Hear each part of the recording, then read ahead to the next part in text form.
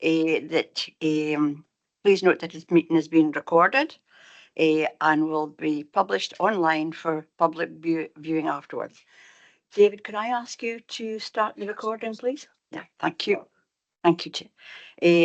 Can members joining virtually activate their cameras where possible, and can all attendees mute the microphones when not speaking?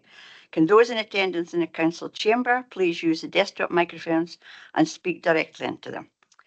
If members wish to speak at any point, whether joining on Teams or virtually, please notify me by using the hands function.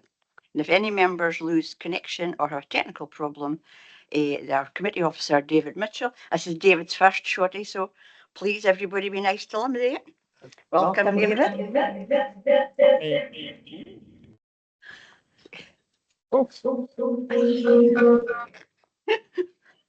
First technical thing. Mute.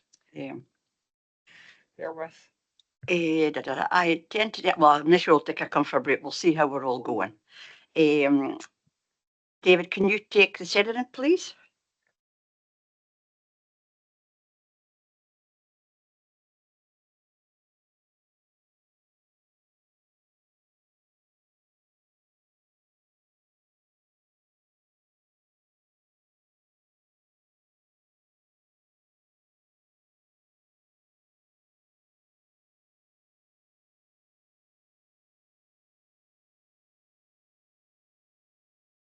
Okay, I'm just considering just now. Councillor Bell. I'm here. Councillor Beagrie. I'm here, thank you. Good afternoon. Thank you. Councillor Chapman.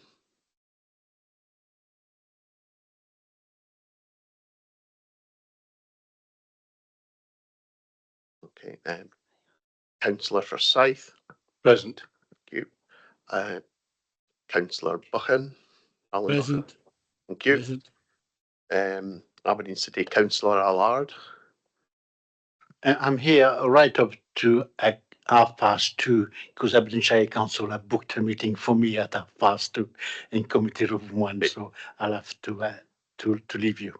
Thank you very much. I'll just double check the other.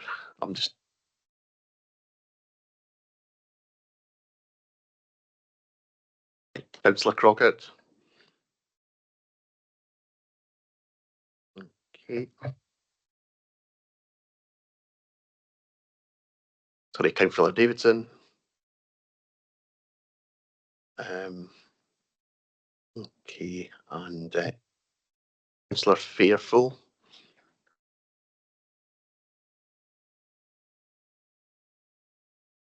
Okay, Murray. Councillor McRae.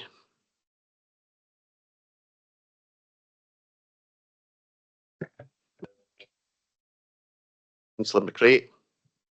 Yeah. Yeah. And Councillor Warren. Okay.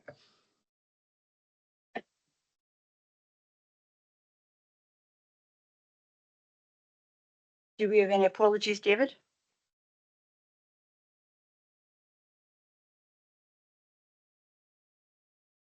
Bear with me.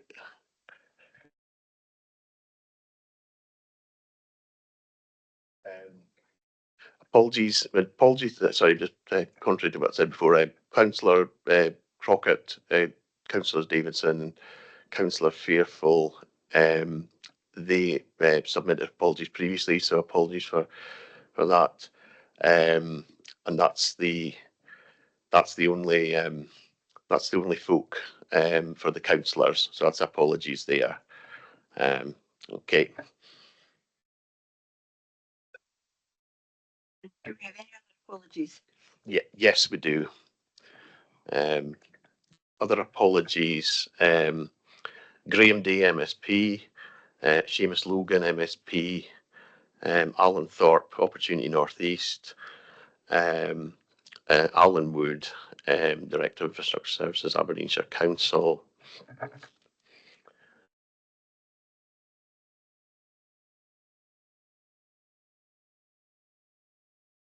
And yeah, that's all the apologies. Yeah. Thank you very much, David. Christian? Yeah, my apologies. I think the list needs updated. Graham, there is no MSP anymore, which means that other elected MSPs are not being invited. So I think it'll be important to do that. Yes, thank you, Christian. Keith and I were discussing that earlier today, so we'll get the list because we've got a few more MSPs and some of them have changed. So we'll get that list updated. But thank you, Christian. And Mark McRae is having a problem hearing the chamber, so he's going to exit and come back in again. Got a technical problem. I think it's maybe his end. Public sector equality duty. I take it you've all read it, and members are requested to agree to the equality statement. If anybody doesn't agree, will you raise your hands? Thank you. Now we'll go on to the minute of the last meeting. Is everybody happy with the minute of the last meeting? Does anybody have anything that they wish to change? I'm just going to check if we have anything. Any matters arising? I don't think there was. No. Everybody happy with the minute? Right. And we'll move on to our vice chair's updates. And we have apologies from Jimmy Buchan, one of our vice chairs, who might join us online. He has another meeting, but he also hasn't been very well. So we wish him well, but I can hand over to Elspeth. And you'll give us the update on the ministerial meetings as well, Elspeth. Thank you. Hopefully I've got the right button. I nearly always press the wrong button. Yes, thank you, Chair, and good afternoon, everyone in the room and online. Just an update from me in terms of, I suppose, what the catching sector and specifically SFF have been involved with since we last met. Clearly, there's been significant political change. Councillor Allard has just alluded to that. So we've certainly been quite busy since the spring, getting our heads around the new parliamentary makeup, getting out and about to meet some of the new MSPs and indeed some of the returning MSPs, because there's quite a mix in terms of new folk and folk that are coming back for another session. There's obviously a number of new ministers, or at least perhaps ministers who have new roles rather than necessarily new ministers. So we've had two quite significant ministerial visits to the North East over the summer. The first was Minister Jim Fairley from the Scottish Government, Minister for Agriculture, Marine and the Islands. He came up to the North East certainly to see the fishing and seafood sector. I think it was on the 8th of July. And we had a very useful, productive morning with him. We came to Peterhead Fish Market.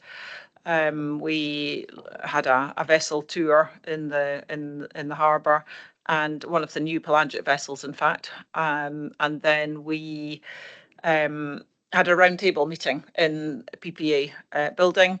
And we had, I think, a really good turnout of representatives from across the catching and the processing sectors in the North East. So a very, I think, constructive early meeting with Mr. Fairley, who was very clear about his sort of relative, I suppose, lack of knowledge of marine things. He's obviously got a pretty good grip of agriculture, having been the agriculture minister in the previous government, and indeed having a background in the agriculture sector before he entered politics. But he could see a lot of parallels between the marine world in terms of food production, same sorts of challenge, very similar challenges and similar pressures, etc. So a good early meeting, and I think it was good that he came up so early on. He's also since been to Shetland.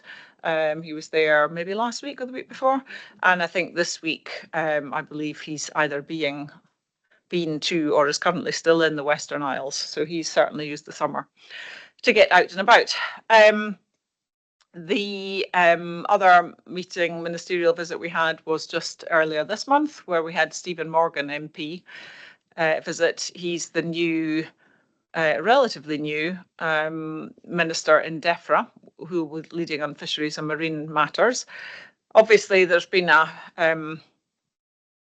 suppose, well, a changing of the guard at the UK government in terms of change of of Prime Minister, but Stephen Morgan had actually been appointed by Keir Starmer just several weeks before he stepped down, but he retained the role, so he is now the relevant lead minister in DEFRA. So he came up again. He came up on, I think it was the 5th of August, and again, we had a very good day at the fish market. There was a lot of fish in that day. It was great for him to be able to see.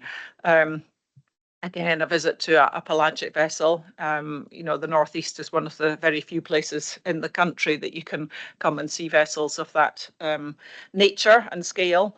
And then again, a good roundtable meeting with, it so happened that his visit coincided with a meeting that SFF was having of our executive committee, but we had other folks into that meeting too. Our other vice chair, Jimmy Buchan, was there, Anne Burney representing the POs, a number of other folk. So again, Mr. Morgan, not that long in post, very keen to learn, very keen to absorb information. I think very impressed with what he saw. Certainly said he found it an extremely informative visit, and he took away a lot from it.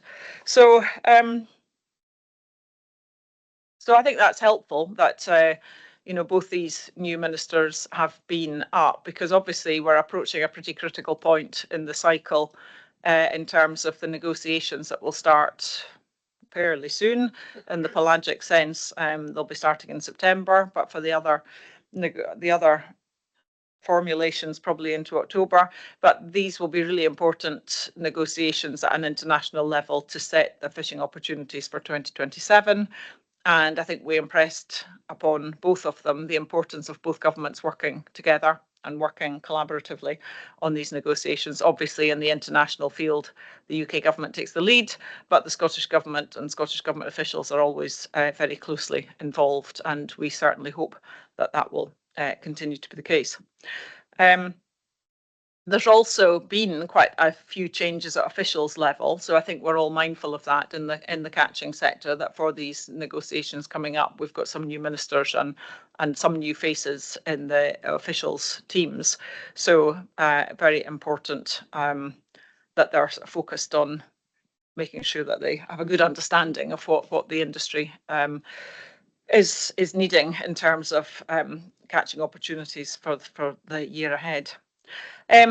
Perhaps just another couple of things to rattle through. At Holyrood, we've got a new parliament, new MSPs, shifting, a bit of a change round of ministers, but very much the same sorts of issues that we were dealing with before the election. So there's still a lot of work ongoing to finalise the UK fisheries management plans that are required under the UK Fisheries Act. The demersal ones and the NEFROP ones have all been consulted upon. Pelagic ones are out to consultation at the moment. So these all have to be finalised by the end of this year. There's a consultation, we think probably imminent, on fisheries management measures for inshore marine protected areas and priority marine features. That will be a really significant consultation and will be very big in its scale and reach. There are a lot of sites that will be within the scope of that consultation, many, certainly some in the Northeast, but many elsewhere too. We will be studying that very, very carefully when it comes out and responding to that. There's still a lot of work ongoing within the Scottish Government developing a new national marine plan for Scotland. We haven't seen much more detail around that. But there was a meeting over the summer about the assessments that the Scottish Government is commissioning to look at the things like the habitats impact assessments and the socioeconomic impacts assessments, etc. And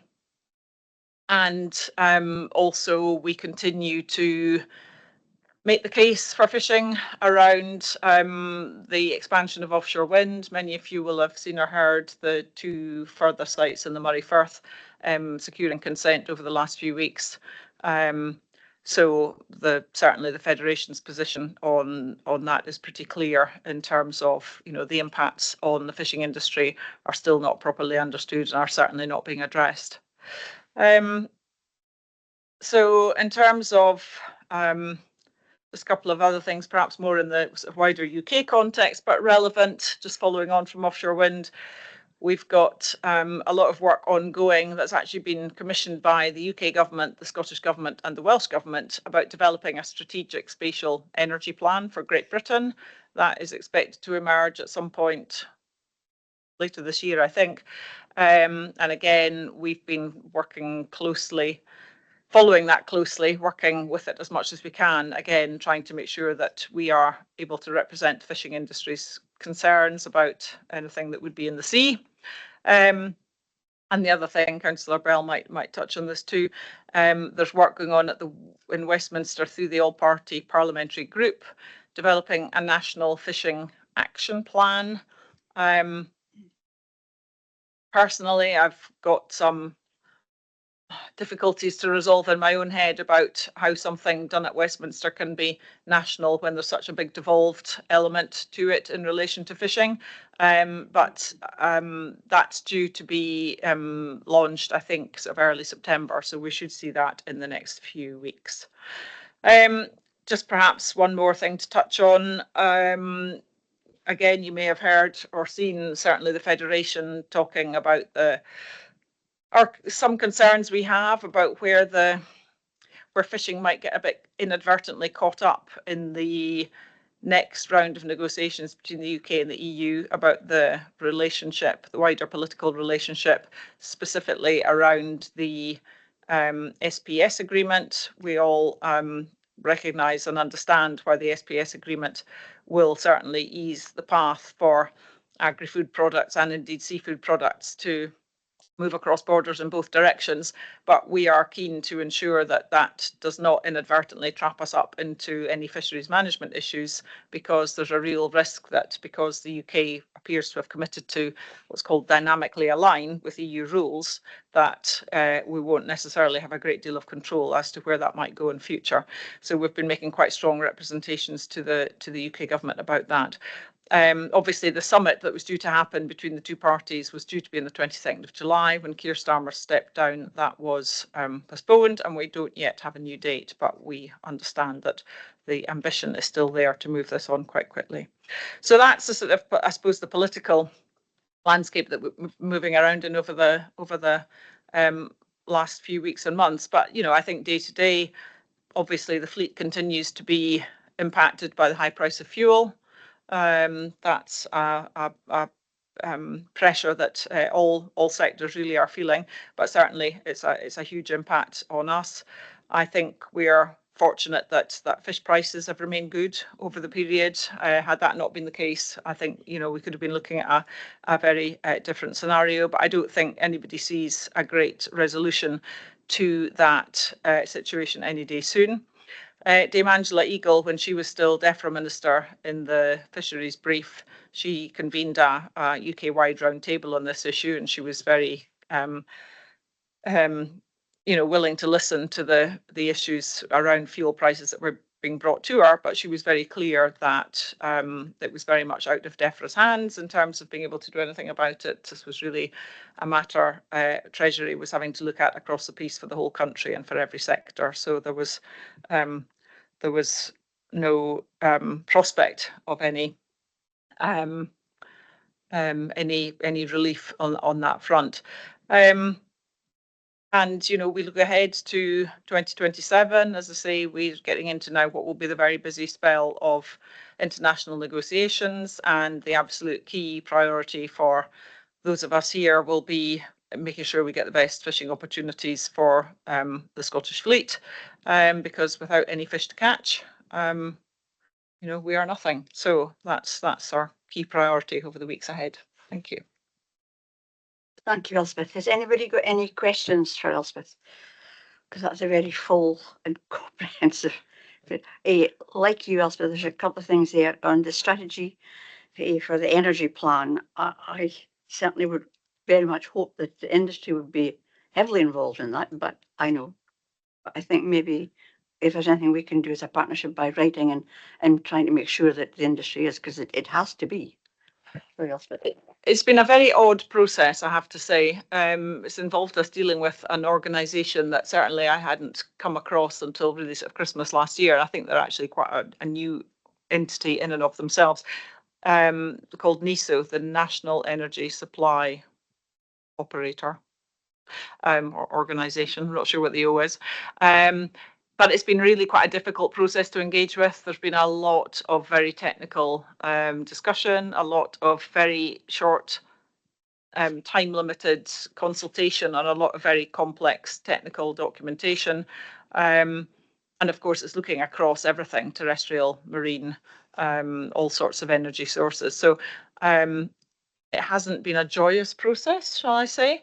And I feel quite, I feel for the person in our organisation who's been dealing with it, but it's important that fishing has been able to have a say into that. And it will ultimately now be a decision for the Secretary of State in the department in DESNZ as to what the outcome of that will be. So yeah, we await. Okay, well, we'll wait with bated breath. It's maybe something because we later on in the agenda we've got the storage and construction working group that we had. So maybe at some meeting again in October. So maybe we can discuss that then. I think that might be something for that. And then the other thing was the National Fishing Action Plan. I agree with you. I think there's grave concerns that in Westminster. It's a very strange, and I would like to see more about that. And if there's anything we can do, Elspeth, to help or do anything, please just let us know and we will. But like you, I have grave concerns, and as with the SPS agreement as well. So is there anybody else has anything for? Is there any, Davy, is there anything? I see Davy and Ian Gatter here. Is there anything you would like to add to the fishing? I don't know, does Ian want to say something first? Ian, do you want to comment with anything? Well, nothing specifically. I think Elspeth's done a really good job there summarising the situation we're in. From a pelagic perspective, we are in the middle of the herring season. It's be quite extended this year. Started at the beginning of July and probably wrap up about September. As Elspeth has highlighted, fish prices have been quite good. Probably the most important thing for us, it's going to be starting next week, is the ICES assessment group for what's called the widely distributed stocks. So that includes mackerel, blue whiting, Blantyskando herring, and the output of that, of course, will be discussed at these crucial coastal states meetings in the autumn period. But other than that, a great job by Elspeth in terms of summarising where the industry's at. Thanks, Ian. I know what we're going to do without us. I think Elspeth is Muted. Is it? Oh, there we go. No, that's switch off. Just don't need to look at me. I think Want me to we're come gonna back have a in? bit of tire. Oh, I can't even get the computer to work. So. Davy. Aye, sorry. Just following on for what Ian said, like we're coming into what described as a silly season, we're coming into the negotiating season. Some particular challenges for the whitefish sector in regards to cod and collie saith. I'll not bore you with the details because some of it's quite technical and long-winded, but suffice to say that outcomes are not looking too good at the moment, no matter what we do. We are holding meetings. I was at one last week in London with their colleagues from right round the North Sea Basin, the Northern Fishermen's Alliance, or Fishing Alliance. And I think that the general outlook is that next year is going to be particularly challenging in terms of stocks and management. So the key to all that, I suppose, is to look for alternatives and alternative fisheries. But something that Elspeth mentioned plays into this, the price of fuel. Lots of people are avoiding any long distance travelling in vessels because of the cost of the fuel, and that's only heading one way at the moment. So fingers crossed before we reach next year, the various problems we have in the world will be sorted out. Another comment Elspeth made, which I pick up on as well, being the PO, is the price of fish has been very, very robust the whole year, although it did soften over the summer a bit, but that's expected. I think going towards the latter half of the year, prices will remain high because there is a world shortage of protein in terms of fish.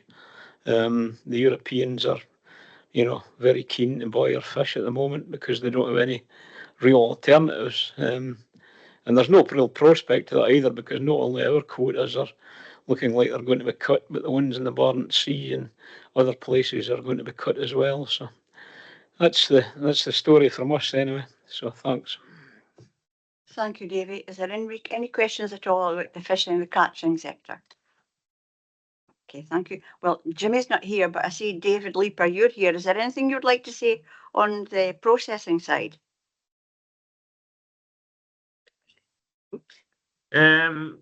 Not exclusively. I mean, the word certainly in Europe, because of the high temperatures throughout Europe this year, trade has been incredibly poor. And sales haven't been great. People aren't going out in Europe to eat. So I think there is huge amounts of frozen stocks on the market, and it will put real pressure coming into the Christmas season for those stocks to be moved on.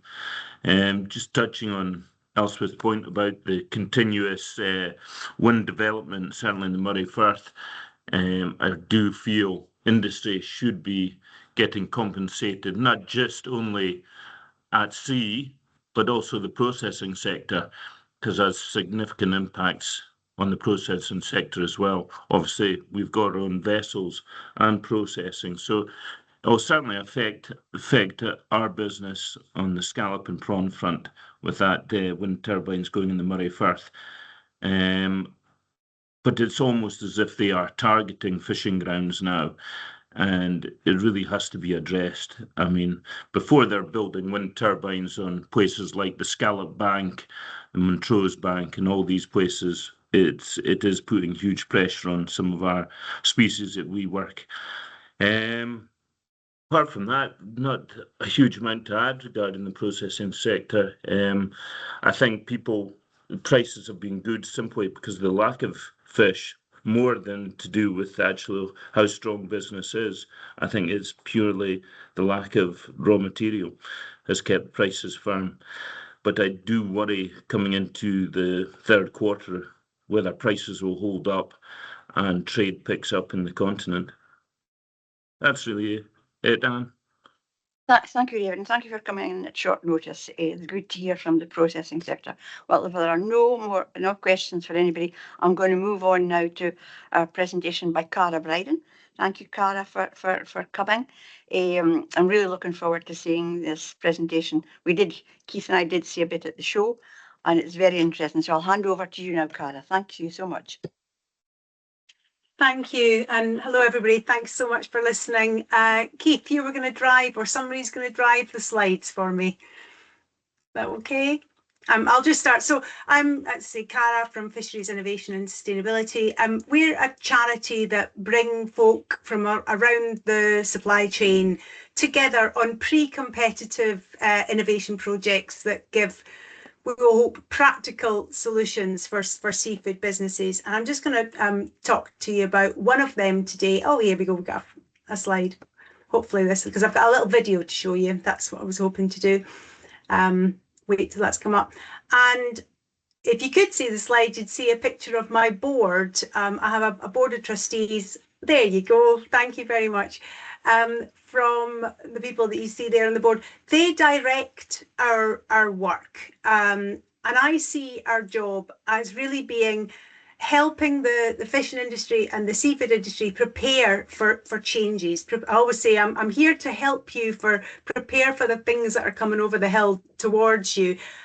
Whether these are new laws, new market requirements, whether it's things like product supply that's causing trouble, format or quality issues, can we do something to help with those? The data and traceability issues that are always there, and the call for certification that you have from some markets, or increasingly from some of the ethical and welfare concerns that there might be. Oh, I'm getting feedback again. Oh, there we go. Could you go forward one slide, please? Thank you. And that was just to say who we are and who directs our work. However, I have a much bigger stakeholder committee that has people from processing. It's chaired by Will Davis from Safina and Youngs, but we have catchers, scientists and people all along the supply chain helping us design our projects. And I take the money from these kind of organisations that you see on the slide here and try and leverage those to get money for fishing-led projects. So making sure that the projects that we do are directly led by the industry for the industry. We have a few projects on the go, and our main the reason that we want to help is when there are these new requirements coming towards, as I say, whether they're market requirements or legal requirements, how do we respond to those new asks of us in ways that keep us safe and prosperous and keeping our industry, because of this such an important part that we play in, as you all know, food and nutritional security, economic resilience, commercial productivity. So I always say, I know that innovation can sound a wee bit nice to have, but we think that it's absolutely vital to make sure that we continue to play that important part that we have. So as I say, we've got a few projects on the go, but the one I want to tell you about today came about from the request of a group of fishermen and processors to develop a machine that automatically stuns and tails nephrops, so prawns for the scampi market. Now, I've got a few clarifications before we start. First is, there's another project that's doing something quite similar that you might have heard of that's been tested in parts of Scotland. We're testing in Northern Ireland. That's brilliant. Innovation needs lots and lots of people working together. We're very supportive of other machines in development. Competition is really necessary. When things come to market, you have to make sure that whatever your business type is, that you can find something that's fit for purpose. So just to say, you might have heard of other projects. I'm really grateful for the chance to have a chat to you about ours today. The second thing is, you might be sitting thinking, scampi market's not that interesting to you or the people that you represent. Stick with me. The point of this project really is bigger than the sum of its parts. It's about proving that automation is possible on board fishing vessels and on board sort of maybe some of the smaller or older vessels that are out there, not just on big shiny new ones. And the importance of it is about creating efficiencies. We think that this might be helpful if you want to help meet new market requirements and vitally address some of the crewing and labour issues that some parts of the fleets in some places are facing. Really important to say, automation is not about people losing jobs. It's about retaining crew, making work better, making things more efficient and safer, for example, if you need it. And that's what I'll keep coming back to. We're only here for the things that if people need them. And that's my final clarification. What FIS is trying to do, what we're doing, is not for everybody. If business is great, if you have the capital to invest in your own innovation, if you as a business, if your customers are happy, then I'm happy. It's not suggesting that everybody needs help, but one of our mantras is no fleet left behind. So FIS is here to kind of take the risk out of innovation. If there's something that we need to try as a whole sector, then it's great if we try it together, making sure that early adopters get the support they need. So with that in mind, could I ask, could you show the short video, please?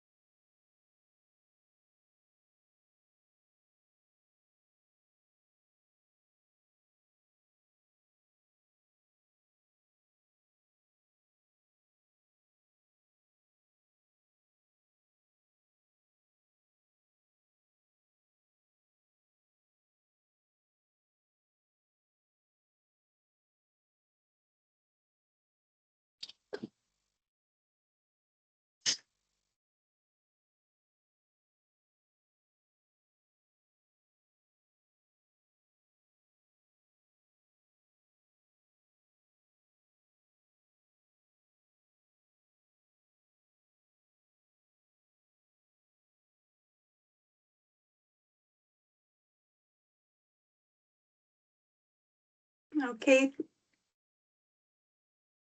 Thank you. If you click forward one, I think that might take us off it now. There we go. Thank you. Sorry, that seemed to go in and out of. I hope you could hear it a bit better than maybe I could online, but I hope you got the gist of it. Really, to say there's much more to do on this project until we have a kind of commercially available solution for different kinds of businesses and for different needs. But we have shown that in less than 3 years and for about £400,000, we have managed to take from concept to actually trying a prototype on board a fishing vessel, running in a fully integrated system, running at about 200 prawns per minute. So I hope you see that that's been a big leap forward and something that's been quite different for all of us, for some of those smaller vessels. But actually, doing those practical sea trials is not the only thing that we have to do when we have innovation. You need constant independent assurance that what you're doing is the right thing, which is why we've been working with Stirling University. The last thing I want to do is to say to people we have a solution to the people demanding better animal welfare, and if it doesn't actually do the job. So we're working with Stirling University to do that. But we also have to make sure that the product quality isn't jeopardised. So you'll see on that final slide, you saw the kinds of organisations and processes that we're working with to say, well, what does this do for the final product? And also, of course, to make sure that financially and operationally this could be beneficial for skippers, which is why we took our prototype to the Skipper Expo in Aberdeen this year, as well as to Barcelona before that, because you can be absolutely sure that the skippers will tell you what they think about an idea, and that's why we go there, to get lots of feedback from people as to say, what do you think? Would this be something that would be useful to you in your business? We also, of course, had to do an independent economic analysis to make sure that a machine like this would make sense operationally, but also financially for businesses. So it was very difficult to do a cost benefit analysis when this thing isn't in production yet. So we set a high price for it to be really truthful about what a product like this at this point before it's in development would cost. So, and I always say this is when people take a sharp intake of breath, because we estimated, let's say that for different numbers of lanes required, a stunning and tailing machine could cost between about 120 and £250,000. But even with that, the independent assessment showed that the investment would be paid back in around 3 years for those vessels in Northern Ireland and west of Scotland that are fishing for the scampi market. Obviously, if you're fishing maybe up where you all are and it's with a significant non-nephrops catch, then it would take a bit longer, but the machine would have maybe benefits in terms of improved crew welfare, animal welfare, if that's what your supply chain was asking of you. So what next? There's lots more to do on this. The data from the sea trials is improving the mechanism so that it is more fit for purpose for the boats, and making sure that there's no recovery of the nephrops after stunning, because as I say, there's no point in us doing this and people will still not think that we're meeting those welfare concerns. Sea trials also show up a real kind of jigsaw, the other pieces of the jigsaw that have to come together.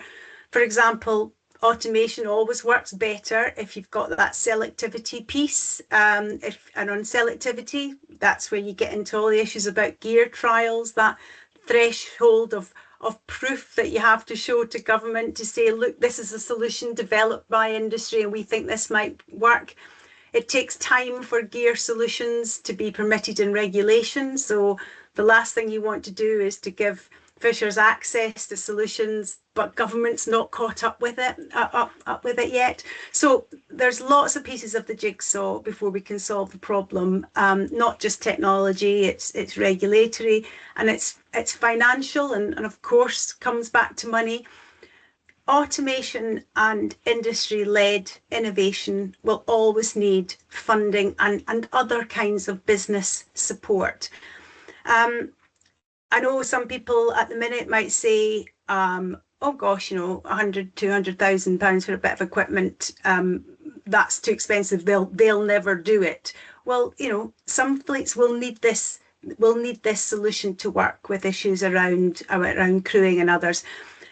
Tailing on automation has been trialled by lots of companies before individually. So lots of businesses have tried to find solutions for themselves, but they've either run out of money, or they've run out of steam, or other issues have come to the fore. As we've heard from Elspeth, there's always problems there. There's always things to be working against. But working together with FIS, working pre-competitively, we can keep trialling this. We need to continue to find a solution.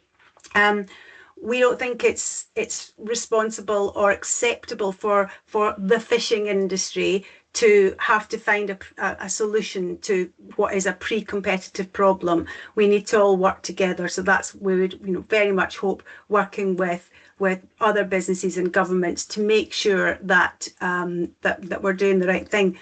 Because of course, what we're trying to do is all about helping governments meet their responsibilities for new laws and regulations. We're not just doing this for fun. So we really want to make sure that there is support there for the fishing industry when it's doing the right thing, but also helping governments meet their obligations, whether it's on net zero or animal welfare or labour. So we must work together on this, and the industry must be compensated and supported for taking these measures. And I talk about smart incentives, whether they're kind of policy in business and finance. I mentioned earlier that the financial review showed that there could be a return in investment for automation within 3 years. Well, 3 years is a long time if you're not particularly secure in your business, if there's labour laws, spatial squeeze, fuel prices.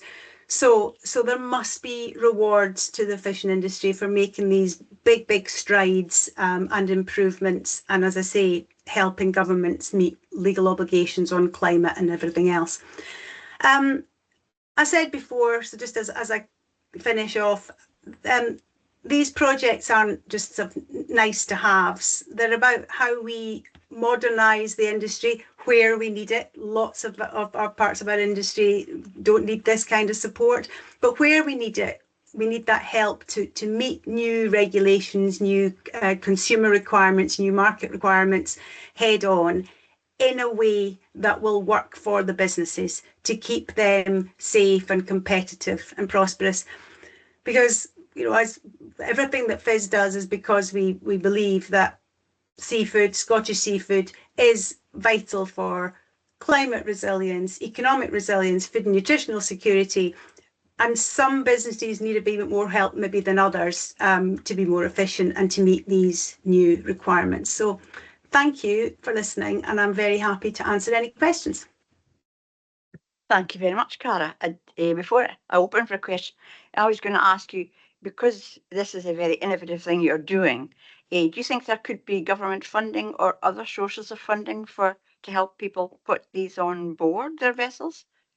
I would absolutely hope so. And this is why, so just to let you know, we had some funding from the English pot and funding for the Northern Irish pot.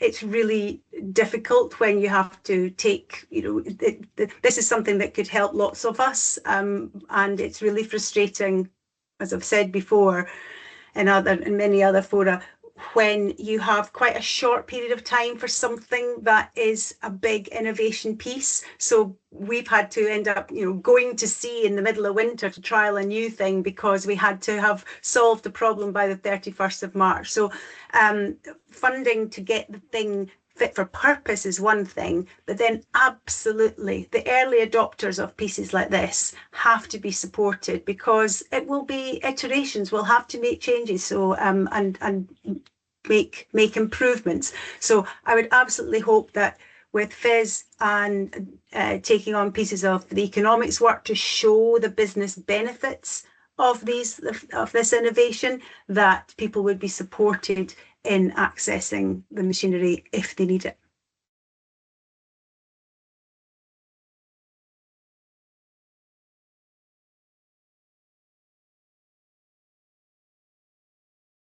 Hi, Cara. It's Elspeth. Hello.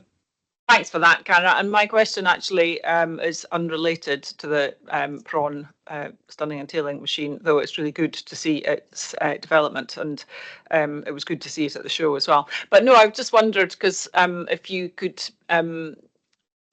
touch at all on sort of smart trawl, because again, that's been a project that FIS has been absolutely integral to, has been driving, and potentially, you know, has real potential to be, you know, a game changer for the demersal fleet if it can be made practical, affordable, reliable, etc. So I just wondered if there's anything useful you can update us with on that one. Thank you.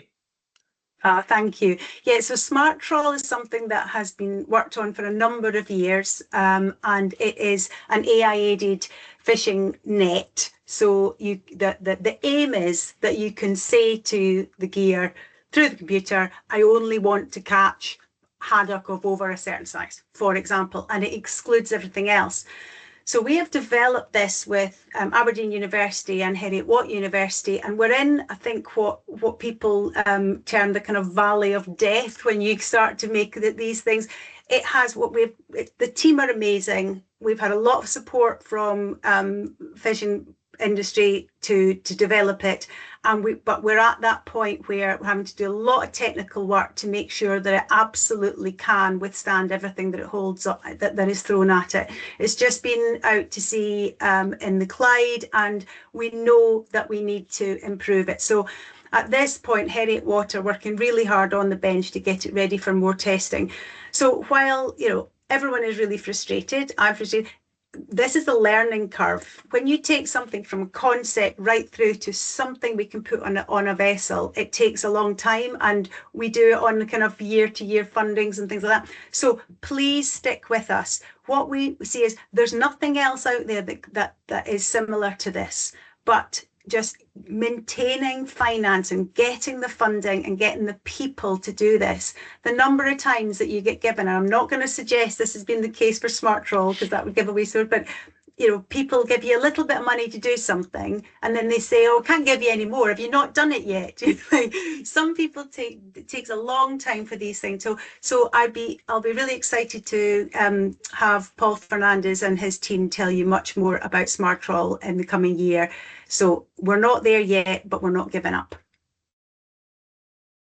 Thank you, Cara. Alistair, Councillor Forsyth. Yeah, thank you. A very interesting exhibition of your equipment. One of the things that interests me, I'm always clear about technology and its use and adding value to products and processes. But one of the things that I didn't hear from you was an international dimension, because tailing and stunning, nephrops is not just a UK activity. It must cover quite a fair patch of the globe. Is there anybody else working on that scale? I know you did mention that anybody else was, but I was thinking from a funding point of view that you and your university colleagues and the industry itself has a certain amount of expertise that could attract investment from other countries, with similar interests. And I wondered if you would have any comments to make about, any moves in that direction. Thank you. Thank you. Yeah, that's such an interesting point, because as you will know, many of you will know, you can get stunning machines and you can get tailing machines that will take off for shrimp, for example. But these machines have never been put together and put on board a fishing vessel. And the important part is never made to work for the types of nephrops that we get around in our waters. So technology is usually developed for those sort of big businesses such as, aquaculture facilities or big shrimp places, that people that can produce shrimp for larger markets. The difficulty is always finding people to make things work for us and the specific needs that we have in our fisheries. So yes, we have been able to speak to those, and I try and say, well, if we make it work for us, then maybe it would be useful to you in the future. What I don't want people to do is sort of go off to some of those bigger markets and develop it, because agriculture has much more money than us in some places. But yes, the people I really want to put their hands in their pockets are some of those NGOs that have been pushing the welfare issues over the years. And what I find slightly frustrating is when I say to them, you have asked for this, we have started to help develop something that you want us to do. Now you have to put your hand in your pocket. And it's amazing how quickly people can disappear when you say that. But I do think, as I say, this is not for the industry to pay for. We are responding to requirements, and we need to be supported in it. But thank you. I'll definitely look into other nations that might be able to help. The point's well made. I think it's important that we focus on the fact that we need to improve the vessel's return when it lands its product, to make sure that they've added the value and they get the reward for that product. And I think that's the key message there. Thank you. Thank you. Thank you, Councillor Fraser. Thank you, Carrie. Keith. Thank you, Chair. Thank you very much, Cara. I suppose it was a slight follow on to what you just finished off saying there. I was going to ask if there's anybody in the actual marketplace that's helping support this, because obviously they're the ones, to a certain extent, who are driving through their customers, through that chain, just to see that, some of the stunning entailing. And it's almost, I probably know the answer before I've asked the question, but are they supporting what we're doing here and as a sector? Because ultimately they're looking to please their customer, to get their margin, and to kind of what I also said, the margin has to go to the right people, right back to the chain where they're catching.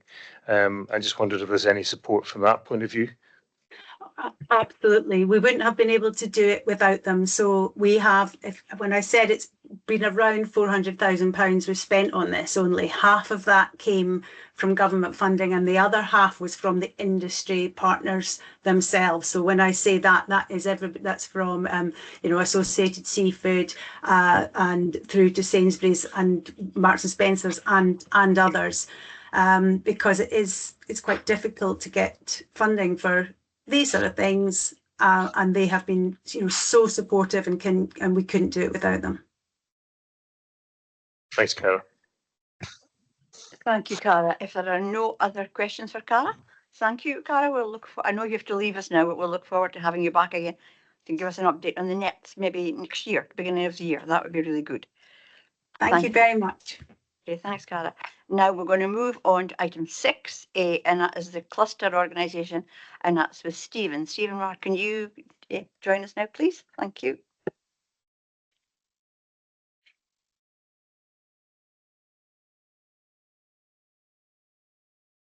You're on mute, Stephen. Sorry, good afternoon. You don't really want to hear me talking too much, so hence the reason the mute, so I do apologise. I'm going to try and share a presentation with you. If you could let me know if you've got that. Has that come up on your screens? Yes, thank you, Stephen. Okay. Just thank you very much for letting me present a little bit more on the ocean cluster. I know my colleague Tracy White was with you about, 4 months ago? So it's really just to give you a bit of an update of where we were. I know some people may not have seen that presentation, so I'm just going to give you a little bit of background before I go into what we're actually currently doing and what we propose to be doing in the future. So a little bit about history on the ocean cluster. There is a definite need, we believe, in Scotland to add value to our byproducts and side streams. So prior to COVID, there was an investigatory group went to Iceland. Since COVID, that stalled a little bit, but since 2024, there's been a focus-driven creation of the ocean cluster. and that is done by a steering group which was pulled together from Opportunity Northeast, Seafood Scotland, iBioIC, Zero Waste Scotland, and Aberdeenshire Council. Excuse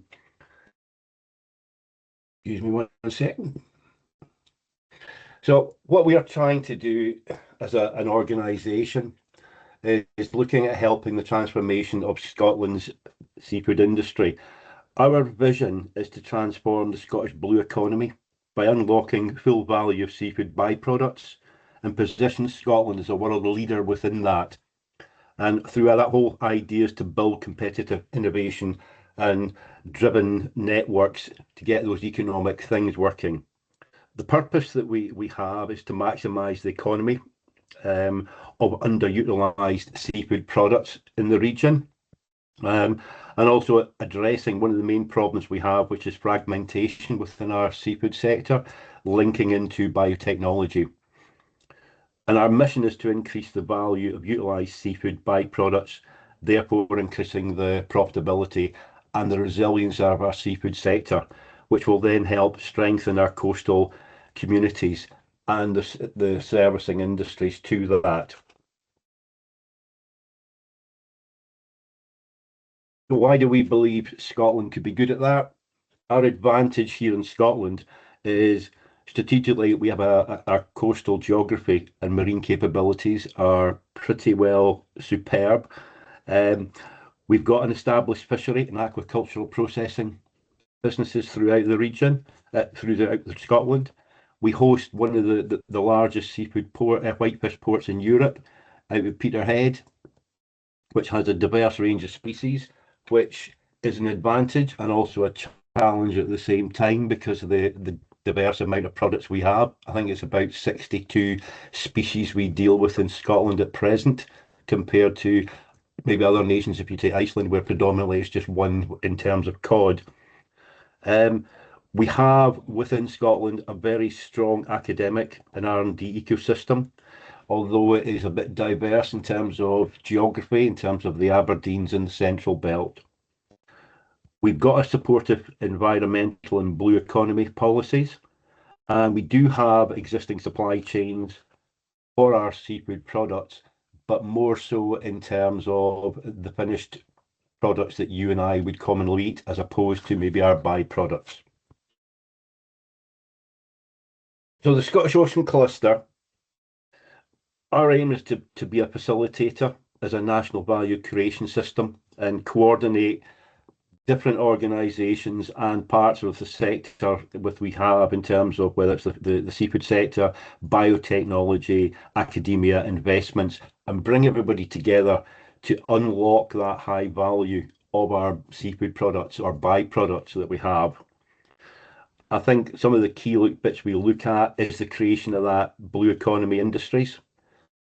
We're looking to build a network of all these different sectors and bringing them together who don't necessarily just now, it's not natural for them to come together and speak.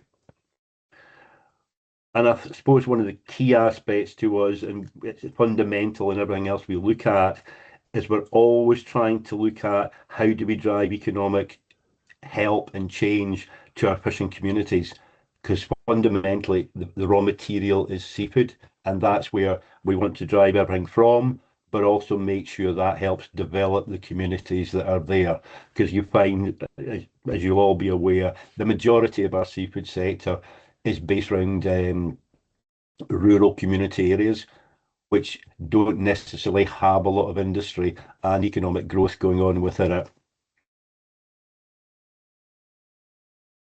Just to give you an idea of the commercial potential we have potentially in Scotland, if I look at what we currently do, traditionally the applications we have of our raw material fish coming in is they'll either go out as premium products in terms of fillets, for example, and the rest going to fish feed or fish meal.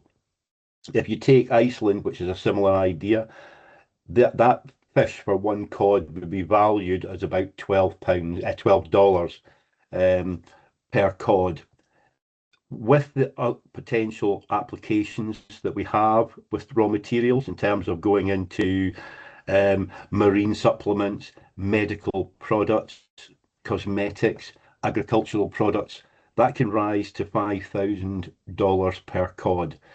Now, I'm not saying within Scotland we will replicate that straight away, but what we can do is we have a diverse range, as I said already, about 62 species. Within that, we will be able to develop and raise the value of each of those species over time.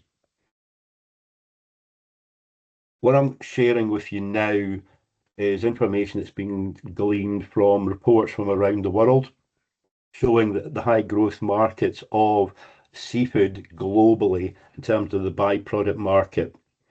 Currently, the value at the end of 2025 for byproducts, the value is about 26.3 billion US dollars. And that's expected through forecasts to reach $64 billion by 2035.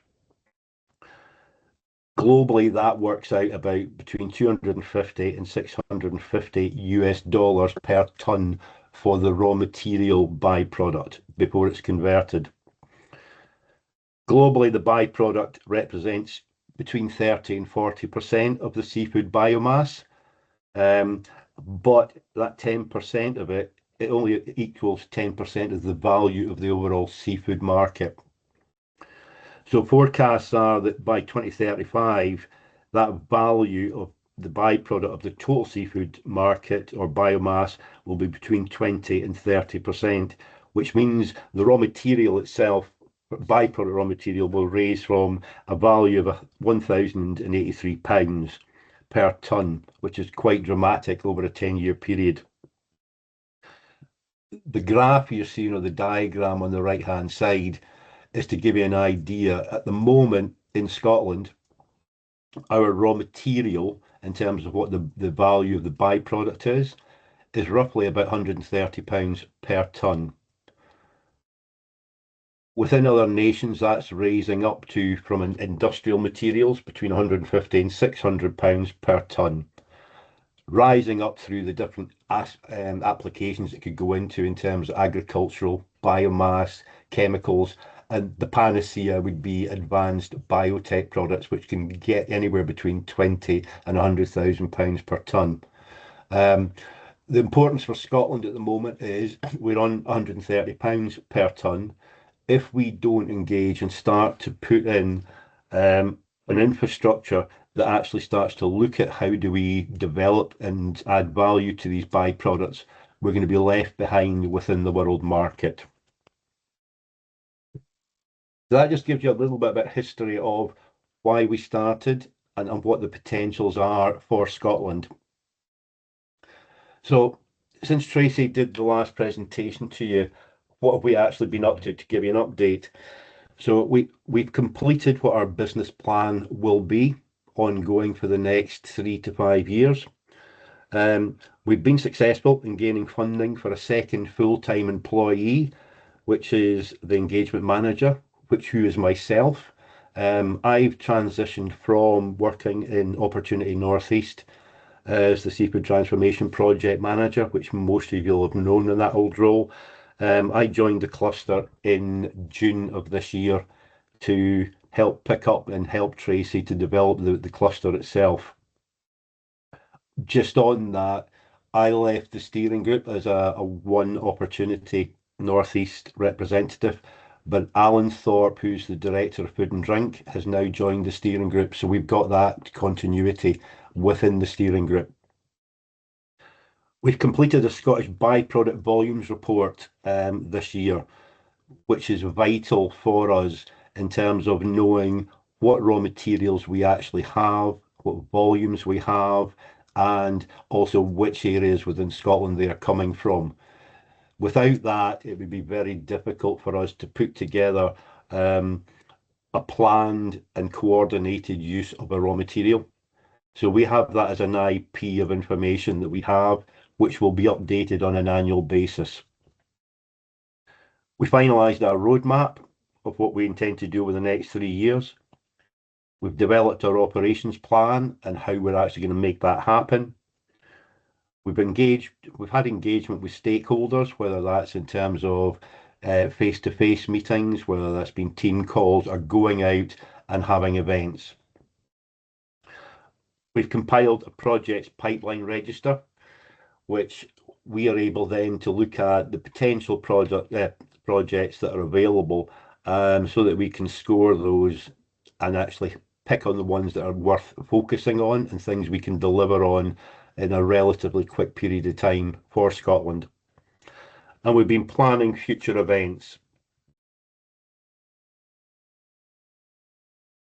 So our roadmap, and I'm not going to take you through the whole 3 years, you'll be glad to know, but our year one, although we've been on the go since we were formed last year down in Company's House, our first real operational year will start in November of this year, although we've been doing a lot of work in the background. So our first year will be from November of this year. What we intend to work on our roadmap is build the network and trust that we've got within the industries, launch our inaugural membership model. We intend to do 10 collaborations throughout the year, which will drive 3 case studies of projects that will actually show the true value that we can add to the raw materials that we're using here. We will do launch our flagship summit, which will be in September this year, which I'll talk a little bit more about later. We're looking at early knowledge data sharing. As I said, we have compiled a report that lets us know what raw materials are and where they are. We can actually tie in then with whether that's the seafood processors or whether it's the biotechnology or the researchers that are trying to pull those together. We're also looking to do this year a skills gap analysis in terms of what is required, not only by the ocean cluster, but by the different sectors to pull things together. We're going to explore the infrastructure that's required, not only in terms of Scotland, but also within the ocean cluster itself as we develop as a business. And we'll also do light events and workshops throughout the year in different locations throughout Scotland. The one I'll pick on that I'll take through the whole 3 years is a case studies. This first financial year, we intend to do 3 case studies, take that into 5 in year 2, and build that up to 10 by year 3 as we develop internally within the cluster. Because at the moment we only have 2 full-time employees, so we don't want to run before we can walk.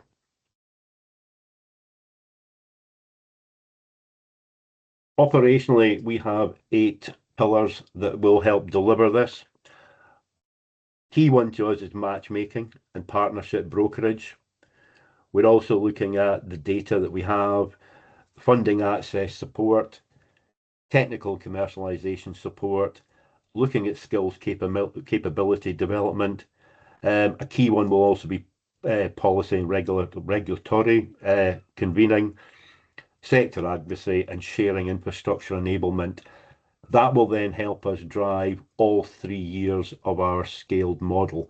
All that should hopefully de-risk any growth problems for businesses and sectors that are coming into the area. Project pipeline that we currently have, these are requests we've had already within the ocean cluster for people to help want assistance and help to work on projects. I can only give you the top line in terms of the headings here. I can't give you any fine detail, I'm afraid, due to confidentiality. But we're looking at projects with relation to fish leathers, scallop shells, langoustine shells, mussel protein and shells, fish collagen, potato crop applications, culled fish, aquaculture closed systems, and marine concrete. So it's quite a diverse range, but every one of these will add value to the raw material or the byproduct raw material.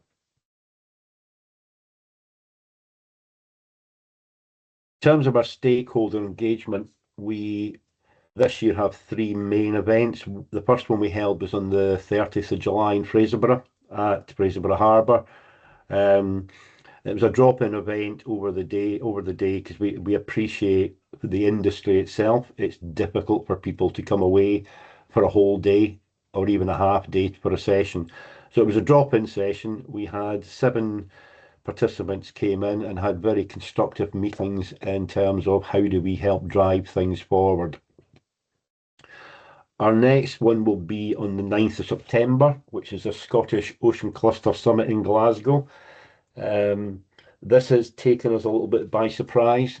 It's grown in arms and legs. We initially thought that we would run a half-day session with 50 people from different sectors, from seafood, from biotech and research industries. That when we opened registration, within 4 days, we already had over 100 people registering. So we've had to pivot quite quickly, and we now have a full day summit, excuse me, which will be a maximum capacity of 100 people, which we now have allocated, and we've got a waiting list of just over 40 people. It's showing I suppose the gravitas we have and the interest within the ocean cluster, that it's grown so quickly. We've been able to bring in people like Thor Sigmundsson, who was the founder of the Icelandic Ocean Cluster, as a keynote speaker. He actually approached us rather than the other way around, again, to show them the importance we have internationally at the moment.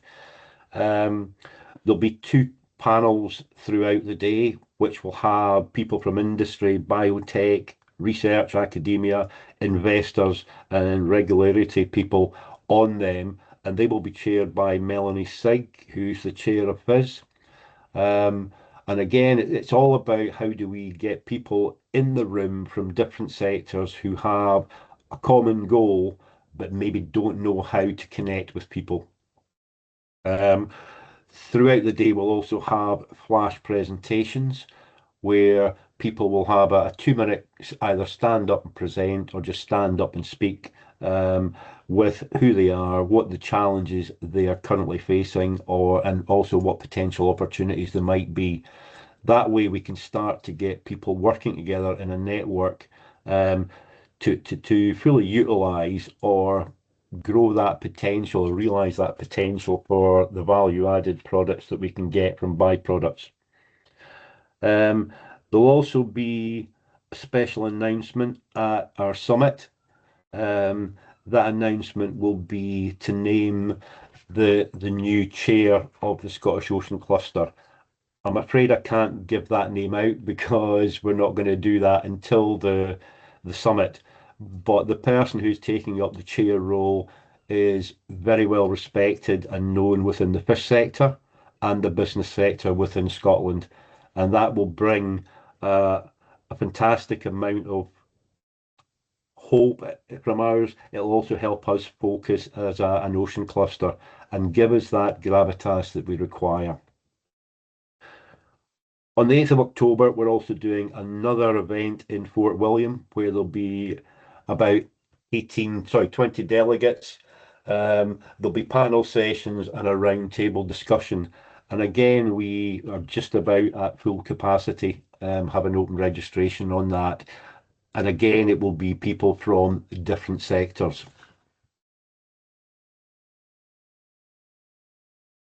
And I do apologise for my flagship, that I try to be clever, but that was the best flagship I could find.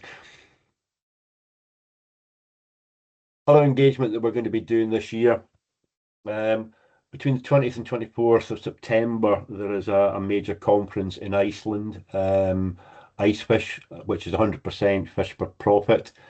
We are going to that as an ocean cluster. It's focused on maximising the value of seafood resources, and exploring innovation transition of the seafood byproducts into high value products within not just Scotland but worldwide. Again, to show the gravitas we now have gained internationally, our CEO Donna Fordyce and our project manager Tracy White have been asked to present at those conferences. And we will also have meetings set up with the global sister clusters around the world to explore what synergies we have that we can work together, learn from their mistakes, and pick up on ideas they're working with. Currently, there's about 15 clusters around the world, ranging from as far afield as New Zealand to nearby in terms of Denmark or Norway. So we do a lot of communication with these groups because everyone is slightly different. We all want to achieve the same thing, add value to our byproducts, but we have different ways we can achieve that. On the 19th of October, I'll be going to a Blue Ambition conference in Dublin, which is looking at the biotech industry in terms of what can be used in terms of raw materials, which will include fish products as well. So again, it's about that network and trying to find out what ideas are happening globally. And again, that's a global conference. And then finally, myself as engagement manager throughout this year will be doing drop-in sessions around Scotland. I intend to do one at the end of every month. So you'll find I'll be in Peterhead, Fraserburgh, Aberdeen, but I'll also be down over on the west coast and down at the bottom. So finally, thank you very much for letting me present. I am happy to answer any questions. I've put up there and shared my details in terms of emails, numbers, and also our website where you can find more information. Thank you. Thank you very much, Stephen. That was very comprehensive, and you're certainly coming on since the last time we had the presentation. Is there anybody have any questions for Stephen?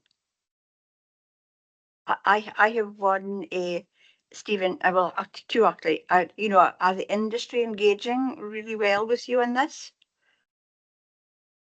The answer is yes, Anne. We've had expressions of interest from about 80 seafood businesses around Scotland of different degrees and sizes. Are they as engaged as I would like? Possibly not. But part of that is we appreciate, and because of my background, I appreciate the day-to-day pressures that the industries are on. A lot of them don't have an infrastructure that maybe can afford to have someone away from the business for half a day or a day. Hence the reason I've been brought into the ocean cluster so that I can actually go and see these people on whether it's an hour, grab half an hour, etc. So yes, the seafood industry are being very engaging, but maybe not quite as much as I would like at the moment, but that is because of circumstances. Thank you, Stephen. And my other question was, are you working with the James Institute on this? I think you are. I think you're involved. Yes, we are working with, to be honest, most institutes around Scotland, the James Hutton being one of them. Thank you, Stephen. Is there anybody else has any questions for Stephen? No, okay. Then I think, thank you, Stephen, and we'll look forward to getting another update at another time from you as you move forward. Now, can I now hand over to Cooper? I think you're with us, Cooper. And Davy and Anne Burney spoke to me about this new project on water temperature monitoring, which I found very interesting, and I'm certainly looking forward to hearing much more about it, as I'm sure the rest of us are. So, Cooper, can I hand over to you, please? I believe you're in Canada. I am just south of Canada. Thank you very much for the opportunity, but I'm in Maine, just south of the border here, kind of lobster fishing territory.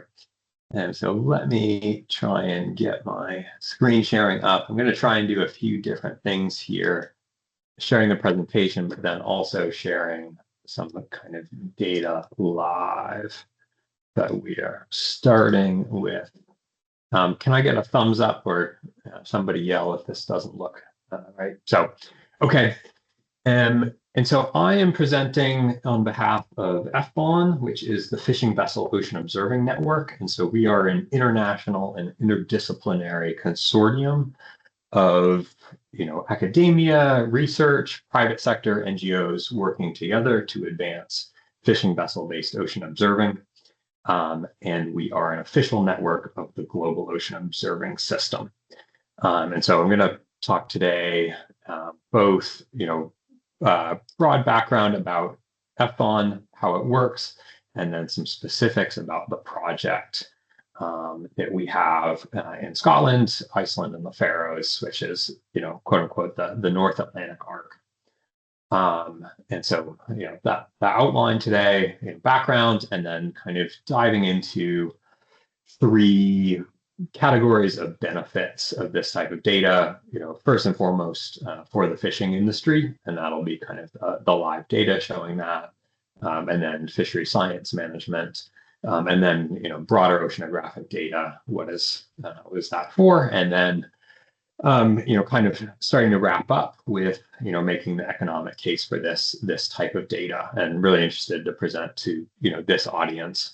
This is you are the first type of this type of audience that I've ever presented to. So hopefully I can do that justice. And so taking a step back, what is ocean observing? The global ocean observing system is this system of systems working together to provide comprehensive data coverage of the ocean. And so GOOS, we are the actual measured components, and then the satellites are, categorized differently. And so if you look at a picture of everything, it looks pretty good. There's lots of dots on these maps. There's over 9,000 platforms observing the ocean. But, if you zoom into any of these regions, or many of these regions, really, there are kind of some pretty key systemic issues in our coverage of the ocean. And the gap that we're going to talk about today is this coastal and shelf subsurface data gap, which, at least to me, when I came into this space, is really kind of counterintuitive. It seems like in closer to shore, closer to where we are, you'd have better data coverage. But in fact, that's not the case. The surface covered decently well from the satellites looking down. And then out in the open ocean, we're really fortunate to have the tremendous success of the Argo program, which is 4,000 plus floats autonomously profiling down to 2,000 meters. And then so the success of that program has left this kind of counterintuitive gap where we have some platforms, but not really enough to have this kind of comprehensive strength in numbers data coverage that we need for so many applications, not just fishing. And so, the answer is instrumenting fishing gears, or our answer. And so what does that look like? Well, it's really, going along for the ride on fishing gears, because they go down, they fish, and they come back up. That's probably not news to this audience, but to many oceanographers, this is quite surprising.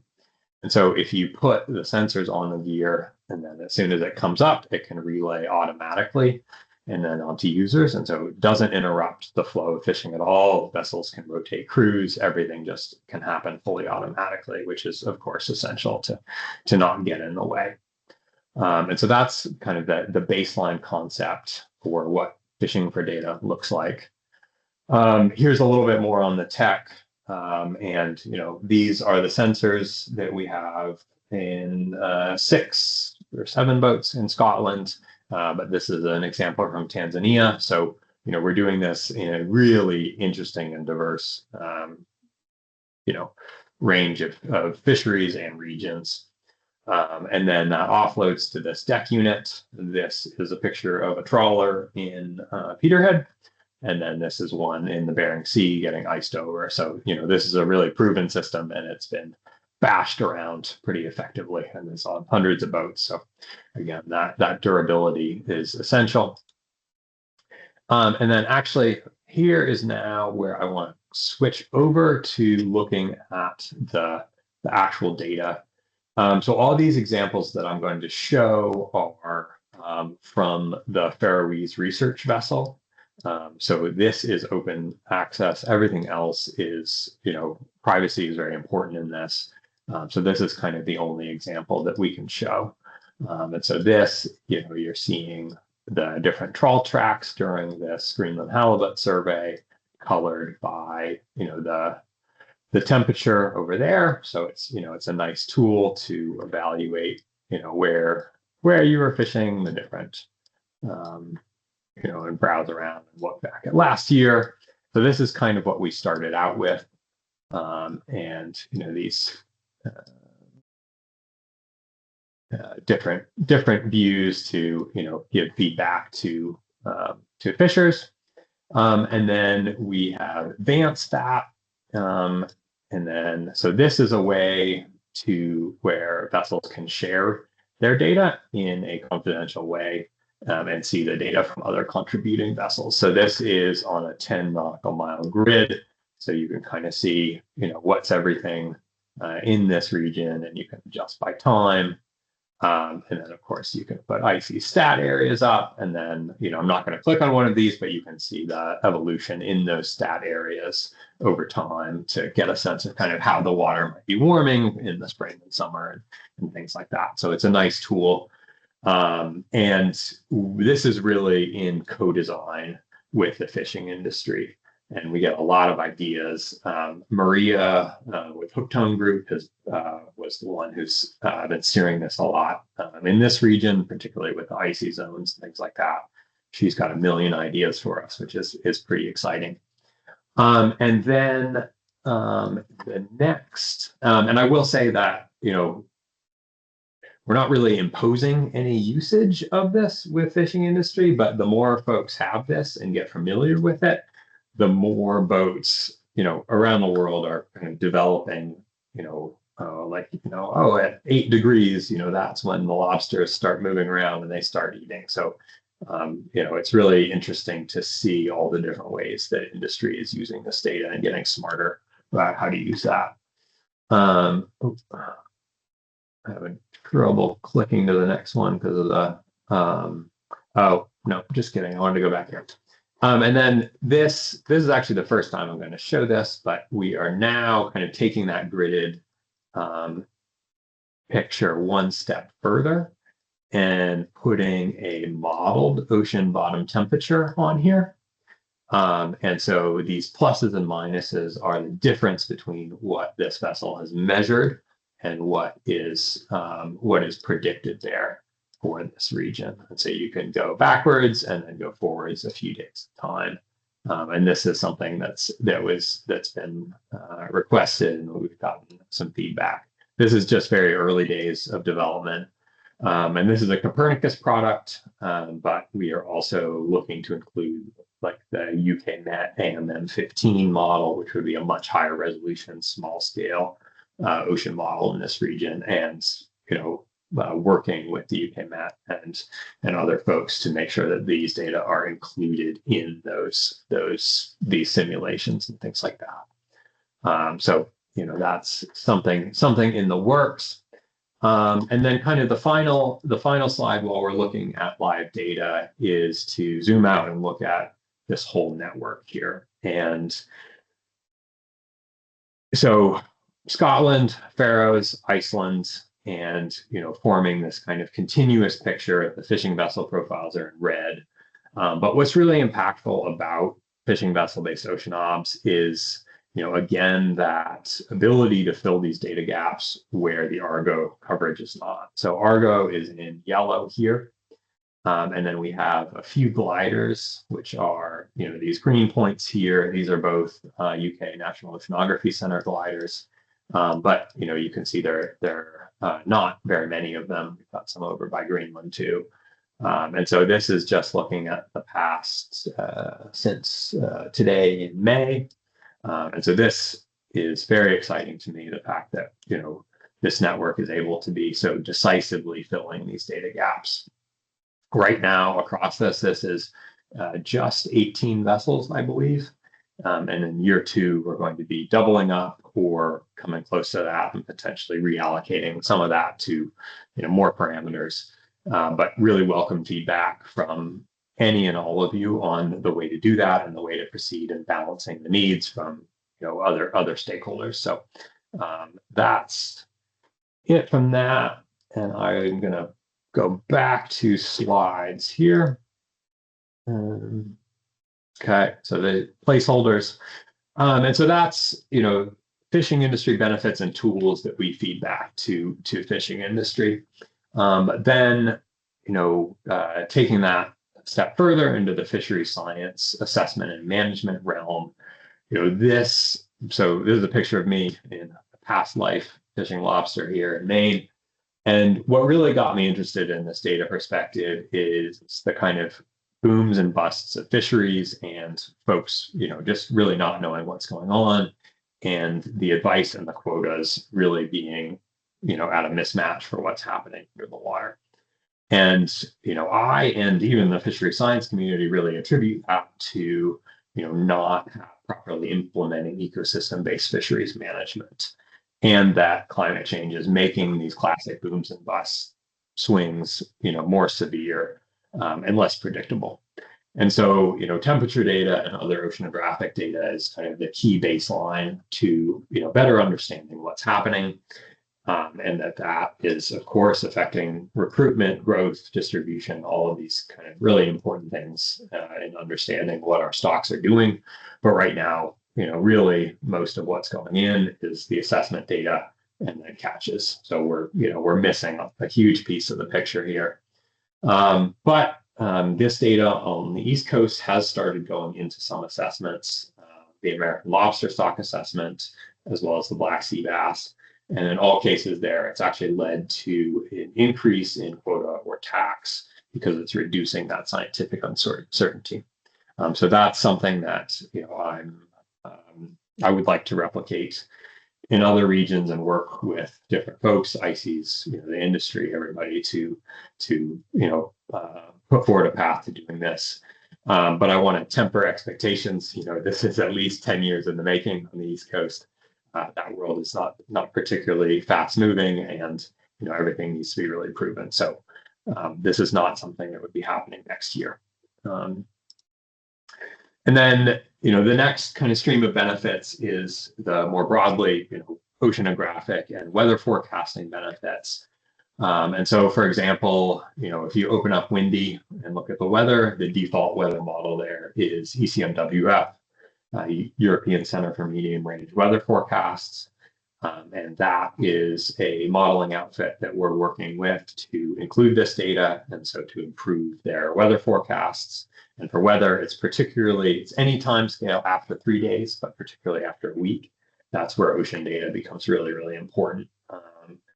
And so, it's not just this data, but then data on the East Coast, the kind of upstream data from the UK is going to have benefits in improving the weather forecasts. We're also talking with the UK Met Office, and they're working on ingesting this first into their global model and then into their more regionally focused models, and that's both the weather side and on the ocean side. And so on the ocean side, we've of course also got climate change monitoring, East Coast of the US. This data goes into the US Coast Guard search and rescue. So drift forecasts or oil spill response, understanding that water column structure. And so, this data has a lot of benefits and a lot of diverse benefits, which is both kind of a blessing and a curse, which I'll get back to in a little bit. I briefly want to touch on data quality. These are very boring figures. That's a little bit the point, but lots of folks can throw a sensor in the water, but to have data quality that is usable in an oceanographic context and usable in a fisheries context is very, very challenging. And the data management and being able to put it to work and the metadata, there's a lot behind the scenes there that's really important to make this impactful. And that's also why being a part of FFON and this global network is important, so that the data from the East Coast of the US plays nicely with the data from Scotland, plays nicely with the data from New Zealand. And then, so starting to zoom out to the economic perspective, put bluntly, ocean data collection, particularly anything beneath the surface, is traditionally extremely expensive. The traditional way of doing that is research vessels, which can cost $30,000 up to $80,000, so a little bit less in pounds per day to operate. And then there are some other more autonomous systems, and then of course we've got these Argo profiling floats here. And so this daily operational cost, this is a strange metric. This is what it costs for 1 day or one profile, because one profile takes 10 days for an Argo. And so it's a funny metric trying to compare apples to oranges. But the conclusion is that, fishing vessels, because you're going along for the ride, which eliminates the two largest cost components, which are the platform and the deployment of that platform, we are, an order of magnitude more cost effective, at least, than these established networks. Important caveat is that I'm not advocating for getting rid of this. We need all of this data, but going back to kind of the beginning of the presentation, we really just don't have that widespread distributed coastal and shelf data that we need, particularly for the fishing applications, but for many other folks. So, we need that high resolution data. We need more parameters. Fishing is not the right platform for deploying sensors to measure, like crazy carbonate, and chemistry parameters. It's a pretty abusive place. So we need all of it, but for the distributed widespread, in my biased perspective, fishing is the best kind of mousetrap for the job here. And then so starting to think about, from the government perspective, okay, there's a lot of benefits, and fishing is cheap, but what are the benefits? And as we've seen from my 3 tiers of benefits, it's pretty distributed, and you can really break down those tiers of benefits into many, many more. So it's distributed, but the kind of quickest pass at this that I could find from the World Meteorological Organization, so that coordinates the global ocean observing and the weather, is that filling data gaps has a benefit of at least 25 for every 25 pounds for every 1 pound spent. And so that's a pretty good return on investment. And that those highest returns are going to be in those data gaps, which is exactly where this is doing that job. But, again, I feel like this benefit, this, calculus is really just taking into account, the one kind of weather forecasting and ocean forecasting benefit. And we've got, of course, those direct benefits to fishing industry and, those improved fishery management benefits as well, which are harder to pin down, but I would argue are going to be much, much larger. And I think all of this, starting to wrap this up, is that ocean observing has traditionally been funded with grants and science projects. And I don't know the equivalent in the UK, but in the US, it's National Science Foundation or EU Horizon Europe funding and things like that. So it starts and stops and it's patchy data. And not just at the Fishing Vessel Ocean Observing Network, but at GOOS writ large, we are working on making the push where ocean observing needs to be considered, quote unquote, critical national infrastructure. And this is something that needs to be invested in, just like roads and bridges, and that this needs to be sustained. It needs to be, in it for the long run. And that will, lead to cost savings and lead to many more benefits, because if you have the data shutting off, then you build something and then it goes away, and, it just kind of stops progress and innovation. But my last slide, this is not just about the money, it's about the people. And, the needs for this ocean data are accelerating and are very pressing. And, I really think that it's important that the fishing industry is a part of this and is engaged and is, part of the, the new blue economy, and, empowered to be a part of the solution and to be a part of the scientific, conversation. And plus, from my perspective, this is a common sense approach. There are lots of folks talking about robots monitoring the ocean, and that's great. It's cool tech. But, I think we should be working with the folks who are already out there. And so that's it from me. Please don't hesitate to get in touch. We will be having a workshop for phase 2 of the deployment in the North Atlantic Arc. So, any of your perspectives would be very valuable on that. So please let me know. And after, I will drop a link to the demo portal, which is that research vessel, in the chat, so you can poke around at the data and get a sense of that. But all right, thanks everybody. Thank you very much, Cooper. Well, I don't know about anybody else, but I found that absolutely fascinating. And you know, one of the main things is that I've seen, apart from all the importance of the data and everything, is the fact that the fishing industry is heavily involved in it, which is something that we always like to see, and which is or sometimes sadly lacking when there is research going on. I have a few questions, but I'm going to open it up to see if anybody else has any questions first. Elspeth. Thank you, Cooper. That was really interesting. My name's Elspeth MacDonald. I work with the fishing industry here in Scotland, and I think actually somebody in my team has maybe already had some conversations with the sort of Scottish aspects of the work and work that you've sort of touched on. Really interesting. I think you know, we've always been of a view that fishing vessels are, you know, a really underused platform for for marine science. You know, I think I'm sure Scotland's not unique in being under budgetary pressures, constraints.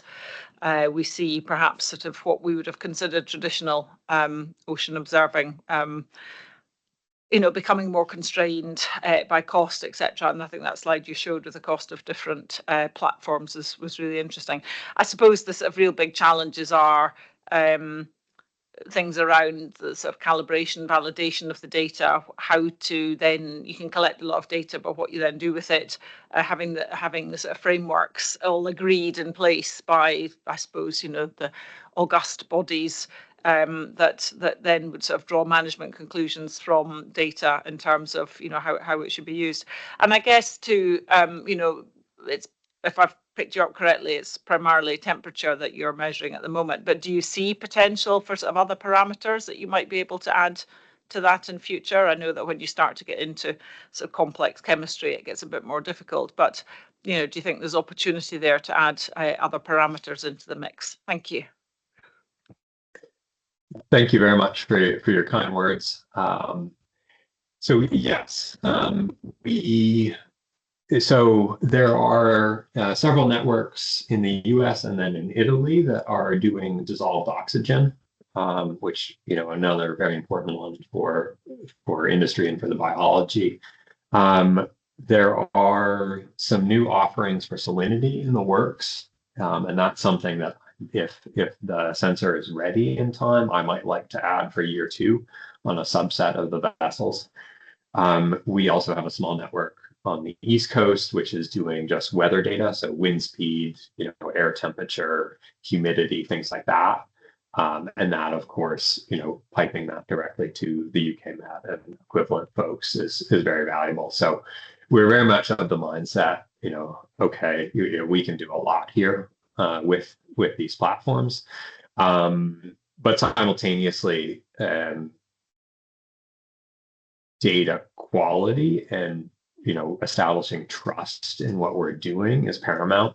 So I don't, you know, I don't want to overpromise, and, you know, we want to be, you know, conservative in what we're doing, and, you know, really test things before we're throwing them out in, you know, places that are very hard to get them back from. But, you know, temperature is easier. Calibration is every 2 years on that, which is matched with the battery.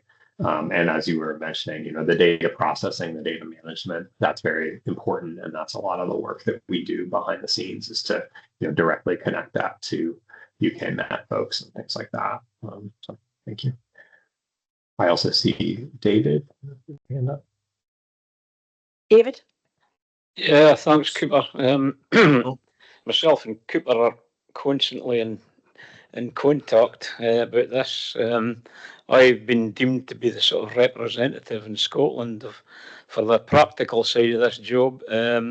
Maria's Boats Hooked-Tone Company, we have 9 vessels from the Hooked-Tone Company, and they were early adopters, I think is the best way to describe it, with this technology in the this part of the Atlantic. The Aberdeen PO have gone beyond that now. We've got other troll vessels in our organisation, and we're going beyond our organisation now, and there's others joining in all the time. In fact, we're just expecting another couple of boats to sign up very shortly. I think the thing all I can really say is if anybody's wanting information or knows of anybody that's interested in joining this scheme, like fishermen, if they're speaking to fishermen and tell them the worth of this, then obviously contact myself and I can get hold of Cooper and the other people who are involved in the practical fitting of the equipment and other details.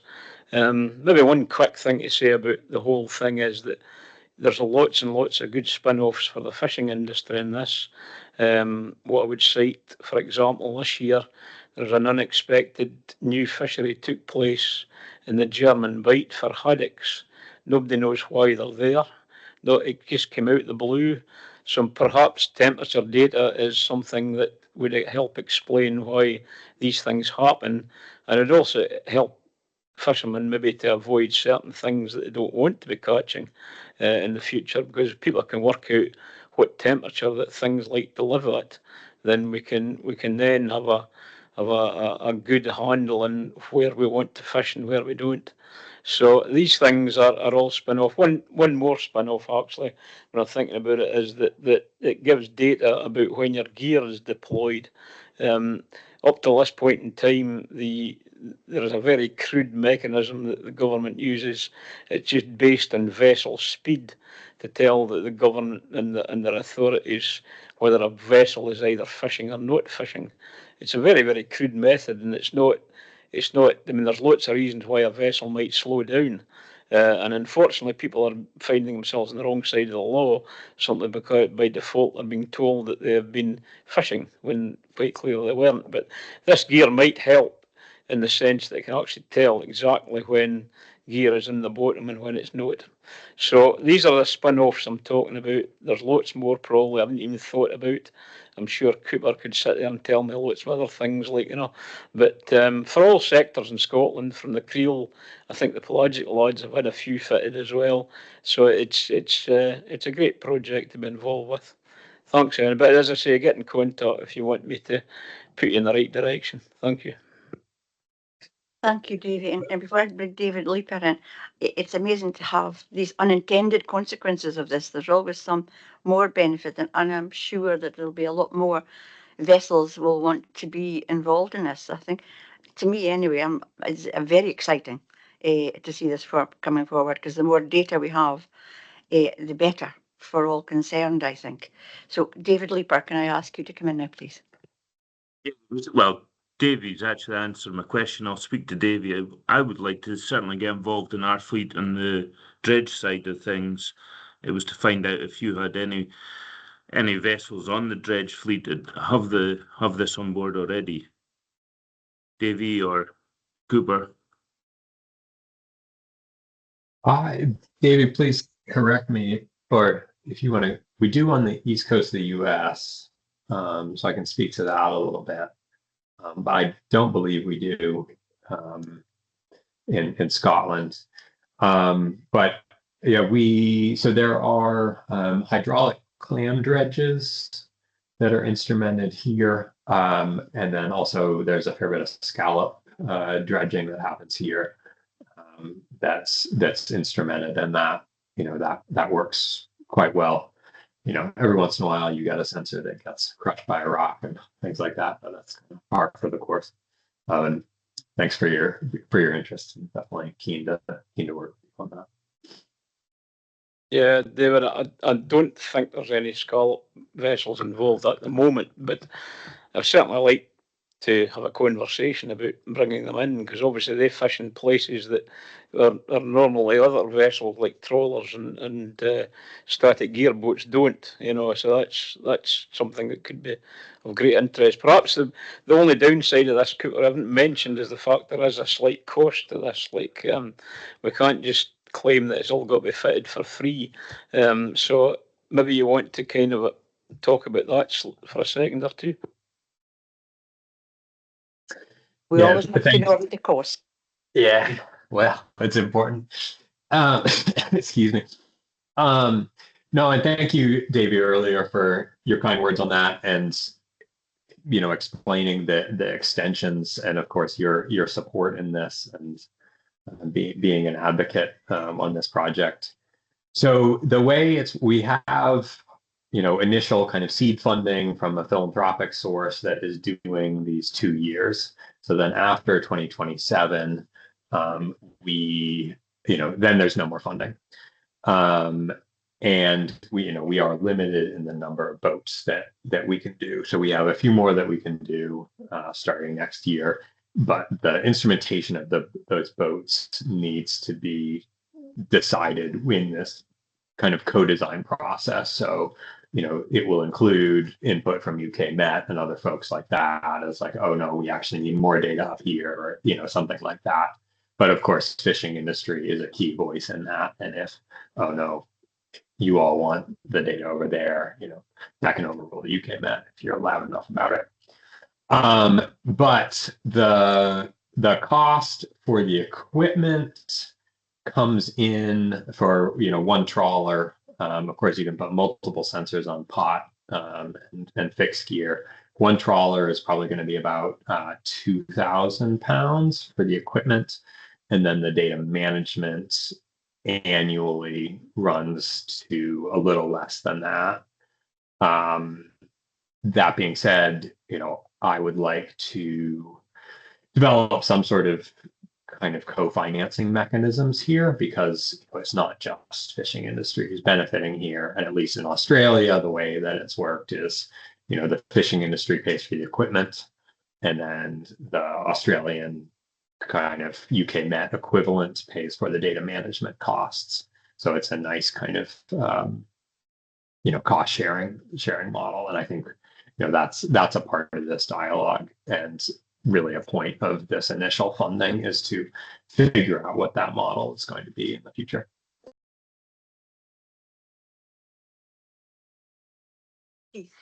Keith. Yeah, Cooper, just maybe on that subject, if I may then, if the fisherman's paying for the equipment and has a fee to pay for the data management, who does the data belong to? So great question. The way that we handle that now for this project is that first and foremost, it's owned by the fisherman, the fishing vessel, but that by default it is shared open access in an anonymized way.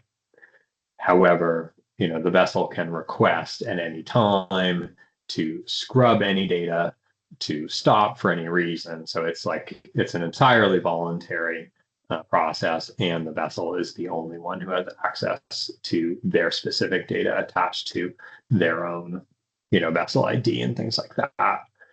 So, they are the ultimate controllers of this, but because the data needs to be shared in near real time, it is kind of like a constant stream out.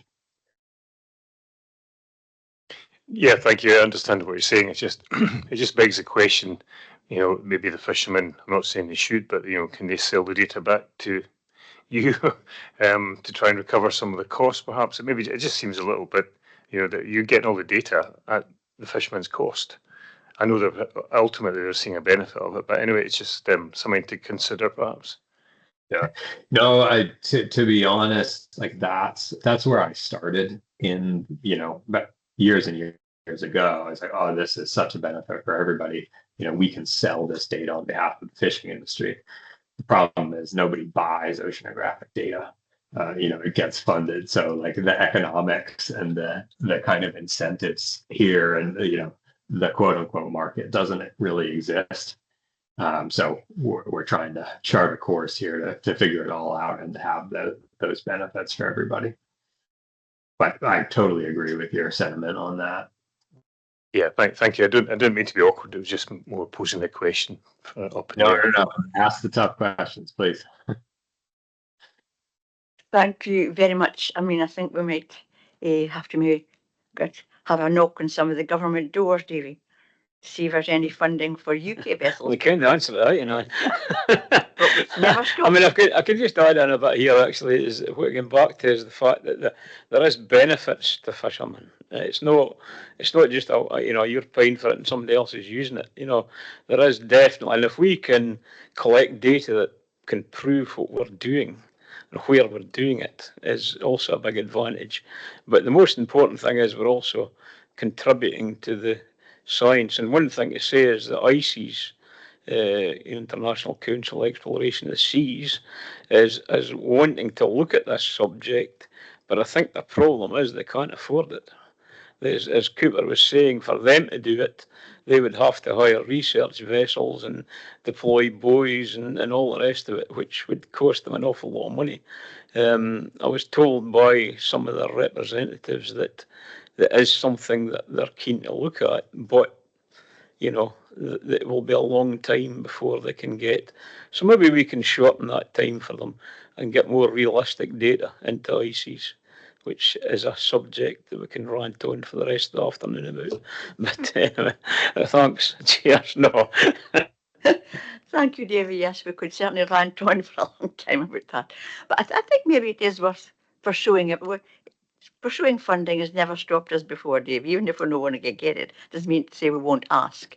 But I think it is valuable information for the fishermen and for ICES. So could maybe be a trading, some quota for data, Anyway, thank you very much, Cooper. That was really interesting. And as you can tell by the questions, it hit home here.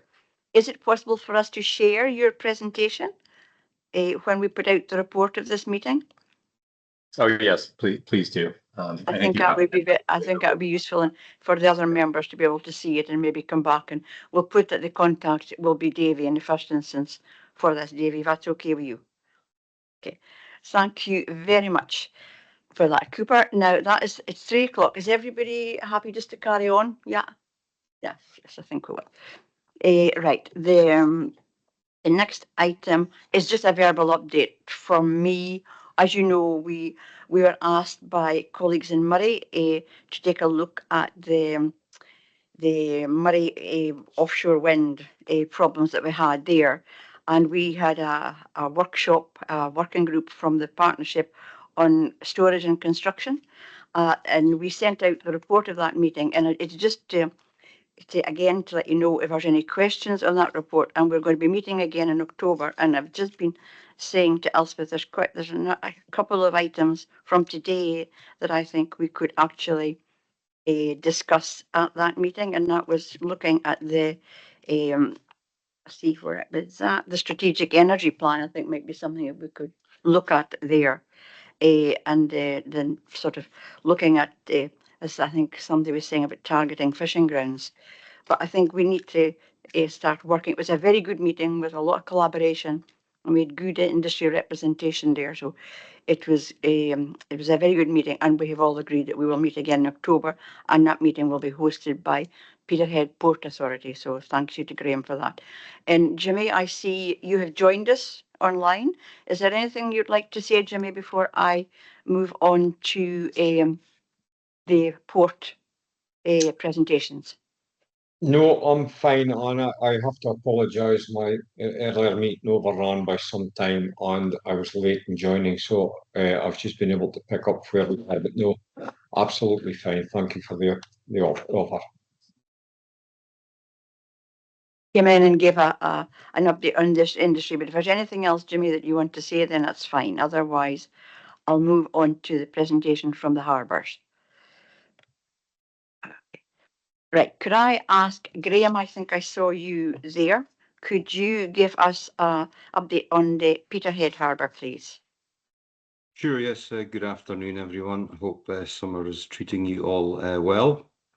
So I just have a very brief update from Peterhead this time round. So first of all, if I can look at the whitefish landings up to the end of July 2026. So we're not a million miles off where we were with our 2025 landings at this point, the end of July.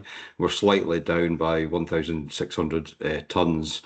But we're still around just over the 30,000 tonnes mark for whitefish total landed up to the end of July, which is very good given the various quota cuts, especially to cod. So we're quite pleased about that. Shellfish were more or less there or thereabouts. We're just ever so slightly down, a couple of hundred tonnes down in the year. But again, you know, at the halfway point, we're just over the halfway point. We're more or less where we were last year. In terms of pelagic species, that's a slightly different picture for obvious reasons. So with year-to-date mackerel, we've had just under 17,500 tonnes landed. That's a variance of minus 19,000, just over 19,000 tonnes. So it's a huge difference down the way, a negative difference, and that obviously reflects the quota cuts in mackerel. But for blue whiting and herring and other pelagic species, we're more or less there or thereabouts. In fact, we're slightly, we're just about ahead on some of those. So obviously the mackerel is in the quota situation is reflected there. But I mean, I think we need to show a bit of caution with these figures, because with the pelagic figures especially, they're never particularly accurate year to year. It's only when we get towards the end of the year that we see a more accurate comparison year on year, and that's just down to the variation of seasonal fishing. In terms of projects, so our primary project that we've been working on is our e-auction project. So the first of the 4 clocks has now been operating daily since the 28th of April. The second clock was activated on the 28th of May, and after that we introduced a new software revision in mid-July, just to resolve.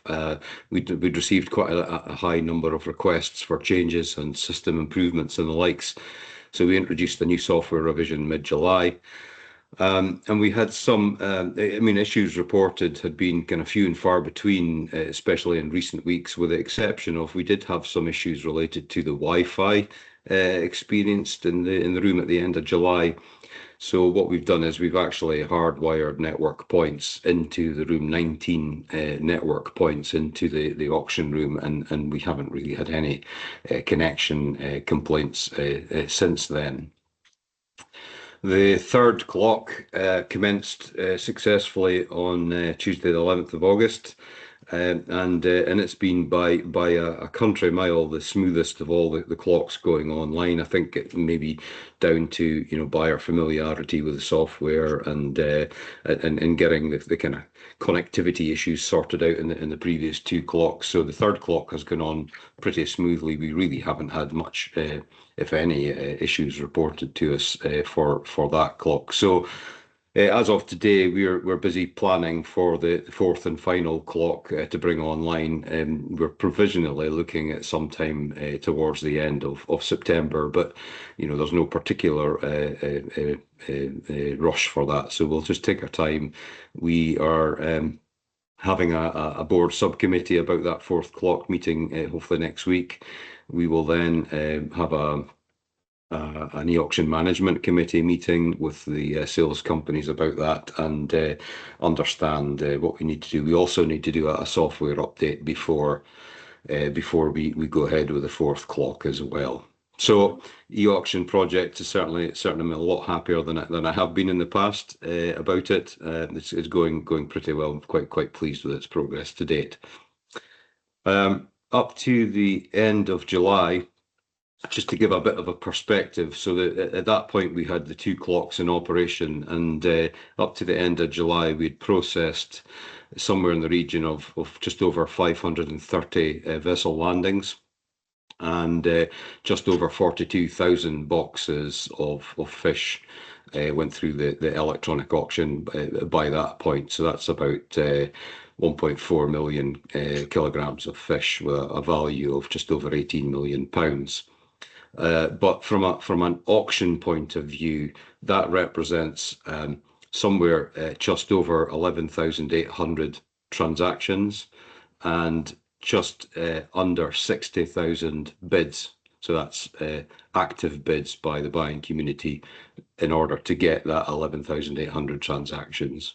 So quite a lot of activity. We're seeing our activity increasing steadily each month. In July alone, we had, obviously with bringing in new clocks, the activities, really ramping up. And in July alone, we recorded 191 vessels through the system with just under 16,000 boxes through the system with a value of just over £3 million. So I think that's probably all I need to say with regard to the e-auction for the time being. The other big project we have ongoing at the moment relates to the conversion of the old MAPCO building that some of you who are regular in Peterhead will recognise. We've now named it Geary's Yard or Jerry's Yard.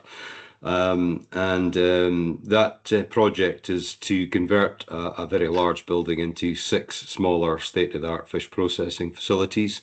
And I'm pleased to say that that project should be complete next month. So we would be, we're going to be doing some tours around the building, probably towards the end of September. So if anyone is interested in coming and seeing it before tenants start coming in and having a look, then please let me know, and we can arrange some visits, and you would be more than welcome to come and have a look at the work that's been done. They've really come on, and the building is unrecognisable inside. So I think that's probably all I've got to say at the moment from a Peterhead perspective. Thank you very much, Graham. That's quite a comprehensive thing, and glad to see that the e-auction is coming on and not causing you as much headache as it was. Is there any questions for Graham at the port, please? No, I'm not listening. Right, thank you very much, Graham. Now, can I ask Pam? Oh, sorry, is there somebody?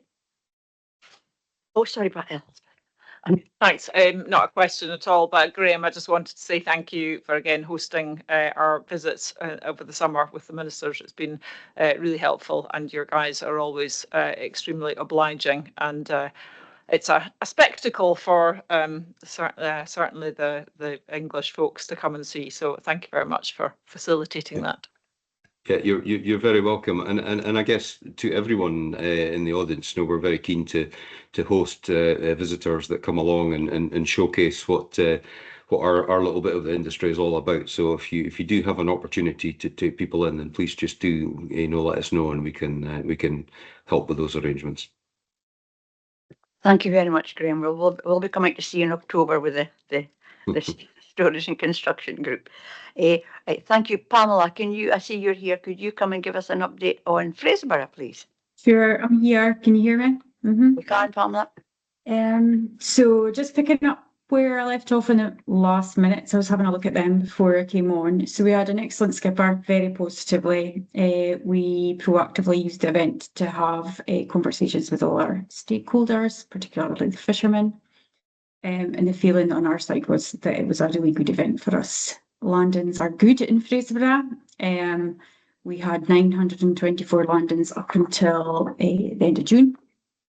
So we had about 249,000 boxes in total, and we had 161,000 boxes of whitefish, 77,000 boxes of prawns, and over 10,000 bags of scallops. We've had fantastic landings of scallops in the last month or so.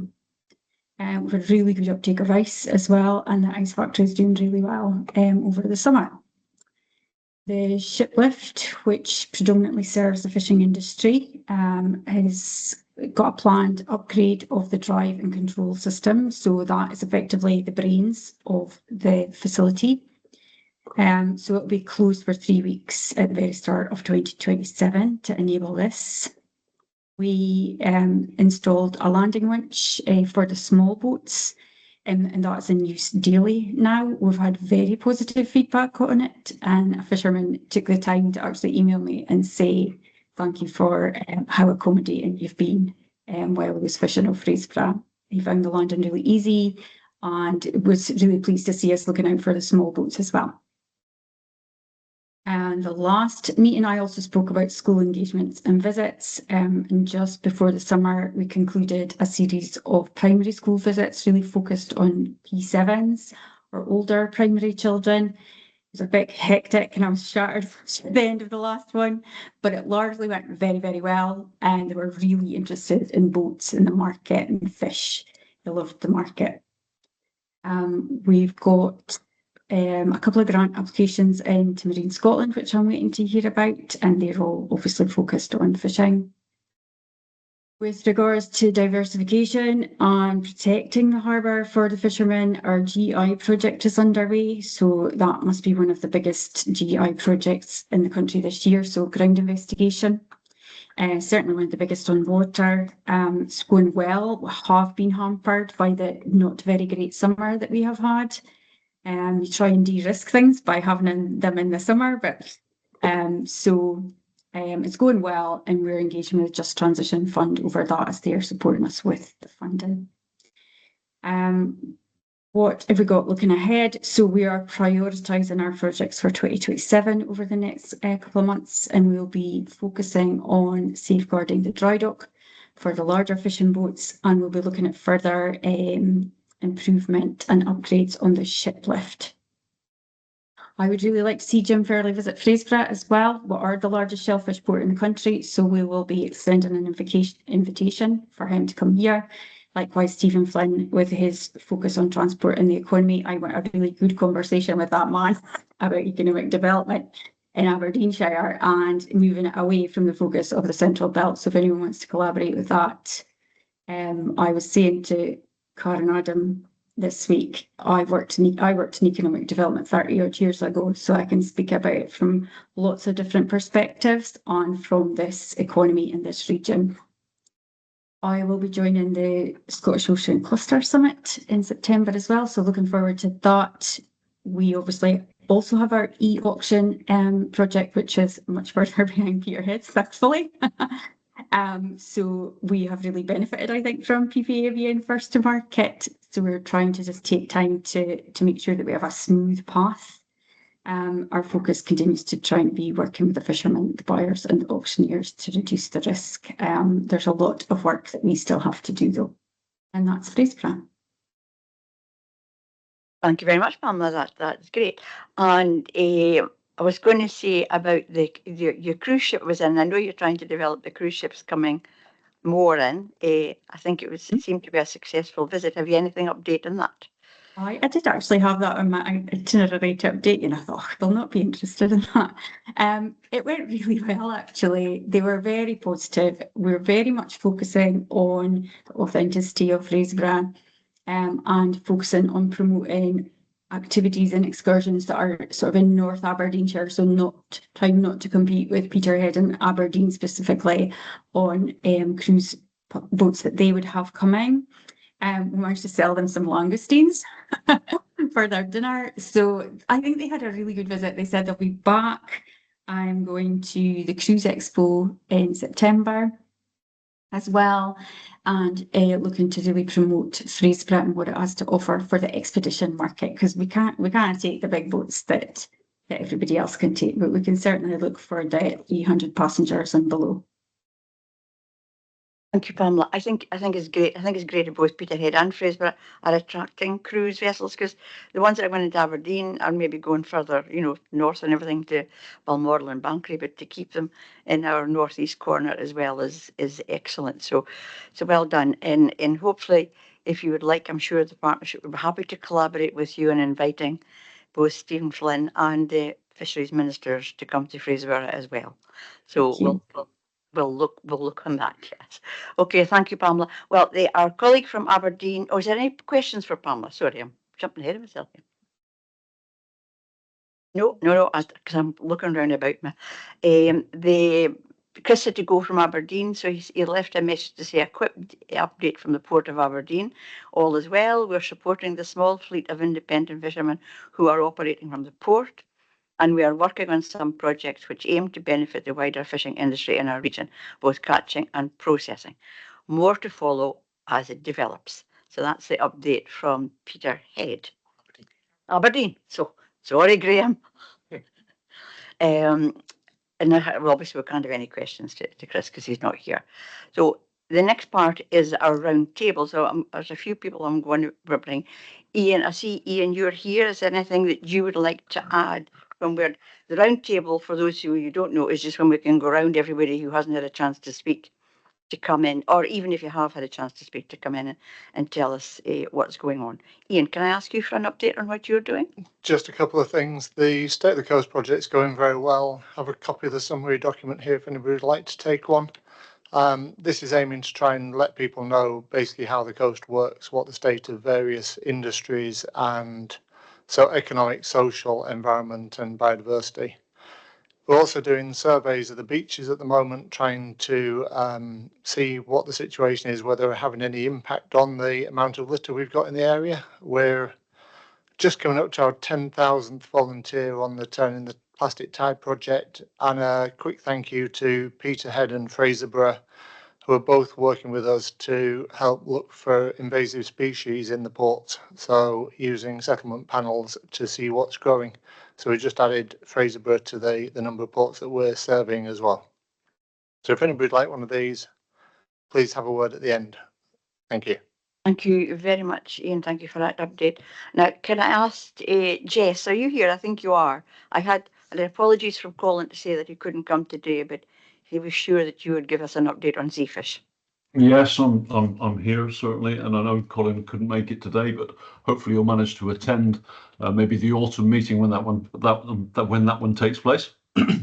I think from a Seafish perspective, probably one of the points to make is that for our focus on supporting the industry with skills development, for the first time we've managed to secure Marine Fund Scotland funding support in order for us to be able to support funded support for the onshore side of the seafood industry. So a lot of our courses in food hygiene, HACCP, health and safety, etc., and some of our more specialised seafood skills courses are now available for 100% funding under that programme of support, and that will be available to all Scottish businesses through until the end of this financial year.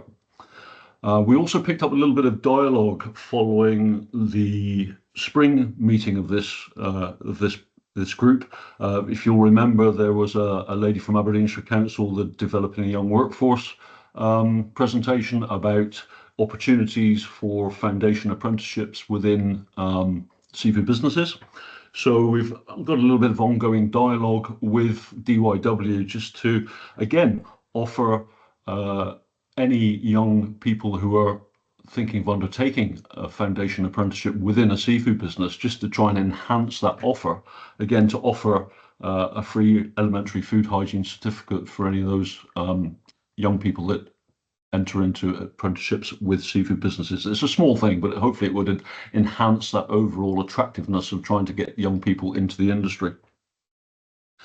At the Skipper Expo, which took place early summer, end of May, beginning of June, at that exhibition on our pavilion, we also launched a range of digital fisher ID cards.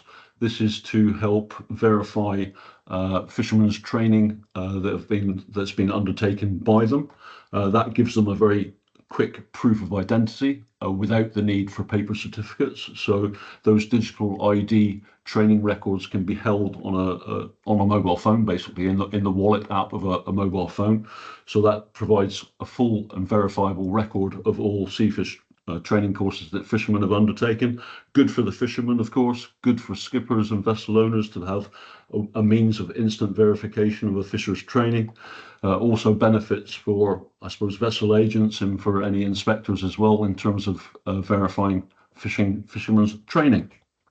Also worth pointing out that in actual fact this week we are hosting a UK pavilion over at the Japan Fisheries Expo that's taking place Wednesday, Thursday, Friday today. I think there are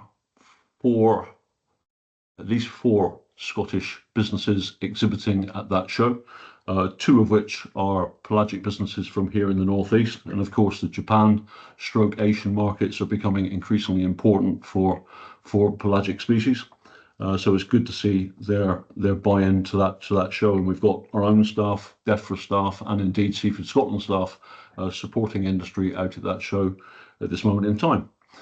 There was some mention from earlier discussion at this meeting, the volatility and increasing costs of marine diesel for the fishing sector. Through our economics team this year, given that volatility and because of the rapid price increases that the industry is seeing, we're carrying out a weekly monitor of marine diesel prices throughout the UK on a regional basis. So for Scotland, for England, Wales, Northern Ireland respectively, monitoring those movements and communicating that out to the seafood industry per se on a weekly basis. So they've got a very quick, ready reckoner to see how those prices are tracking. So those are a few key points from me. I hope that provides you with a quick update of some of our seafish activity relevant to Scotland and here in the North East. Thank you very much, Jess. Is there any questions for Jess? Nope, that's fine, thank you. Jenny, I see you here as well, but give us a quick update from Seafood Scotland. Yes, happy to share, thank you. Jess has mentioned about the Japan Seafood Show. Jenny, we can hardly hear you. Have you got your...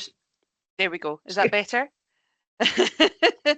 I wasn't performance ready. I'm sorry.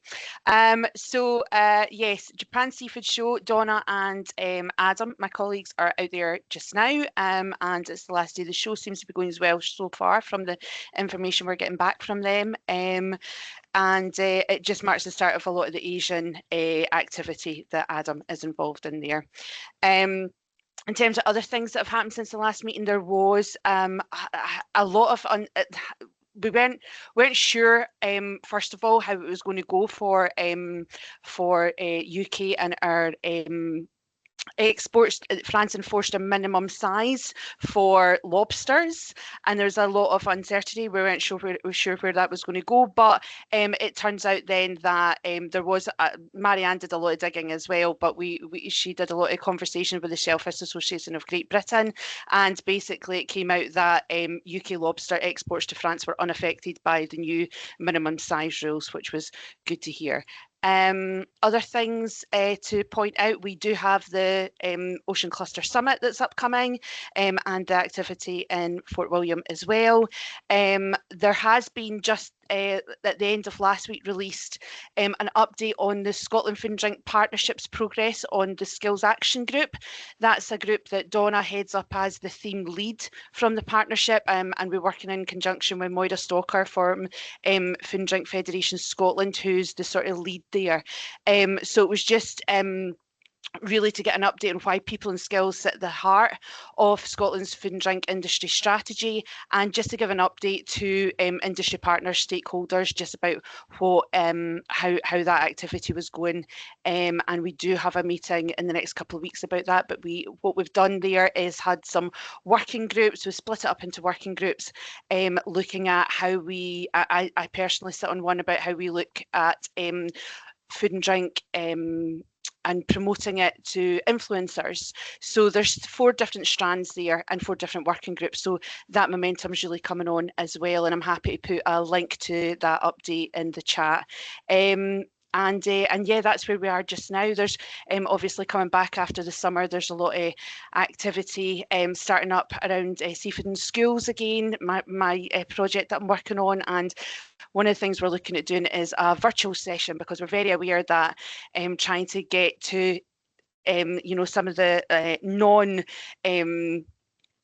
Central Belt, we are planning an in-person event in the Aberdeenshire schools, and in the new year, that's been penciled in for one of the in-service days, but we will be holding virtual sessions as well, just because we want to get our spread as far as we can. So more on that to follow, but that's probably where it's good to leave it just now.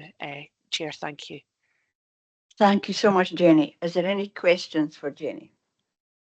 No, that's fine, thank you. Well, just lastly, Diane, Councillor Begley, is there anything you would like to add from Peterhead? No, thank you very much, Chair. I've been listening with interest. We've nothing added. Just on a Peterhead, Seafest will be returning next year with a new committee and a new chair. So that's something for everyone to look forward to. Thank you very much, Anne. Thank you, Diane. And Mark McGrath from Murray, is there anything you'd like to add from the Murray perspective? Afternoon, everybody. Hey, we've had quite a successful summer, I guess, with 3 different cruise liners coming from the National Geographic into Buckie, the smaller ones with 200 passengers on board. But again, it was nice to see the range of places that took them, both the east and west of Buckie and Aberdeenshire and also Murray on that trail. So it'll be good to try and expand that next year. Cargo is a very difficult thing at the minute, as people know the whisky industry's really doing quite so well as in the past, and where we'd normally see between 2 and 4 vessels a month, we haven't seen a single boat since last November taking in stock for them. So that's very disappointing, trying to make up for that lost revenue on that.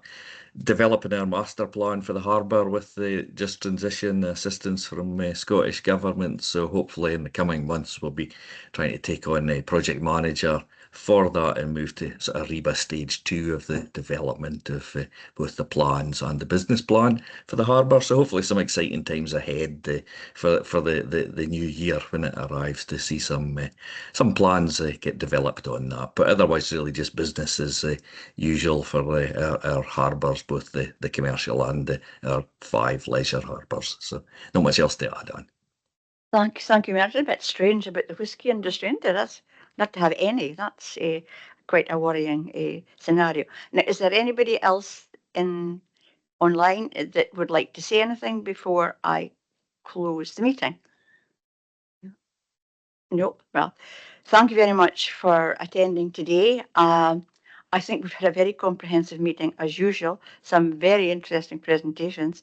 And I would particularly like to thank Cooper for joining us from Canada online. And I think there's quite a lot of stuff that we have to follow up. So I'd like to thank David as well for your first meeting, David. I hope you didn't find it too difficult. And Alison, thank you so much for helping him. So with that, David, I would ask you to stop the recording, please. And thank you all very much. And I look forward to seeing you at the next meeting. Take care, everybody. Cheers, everybody.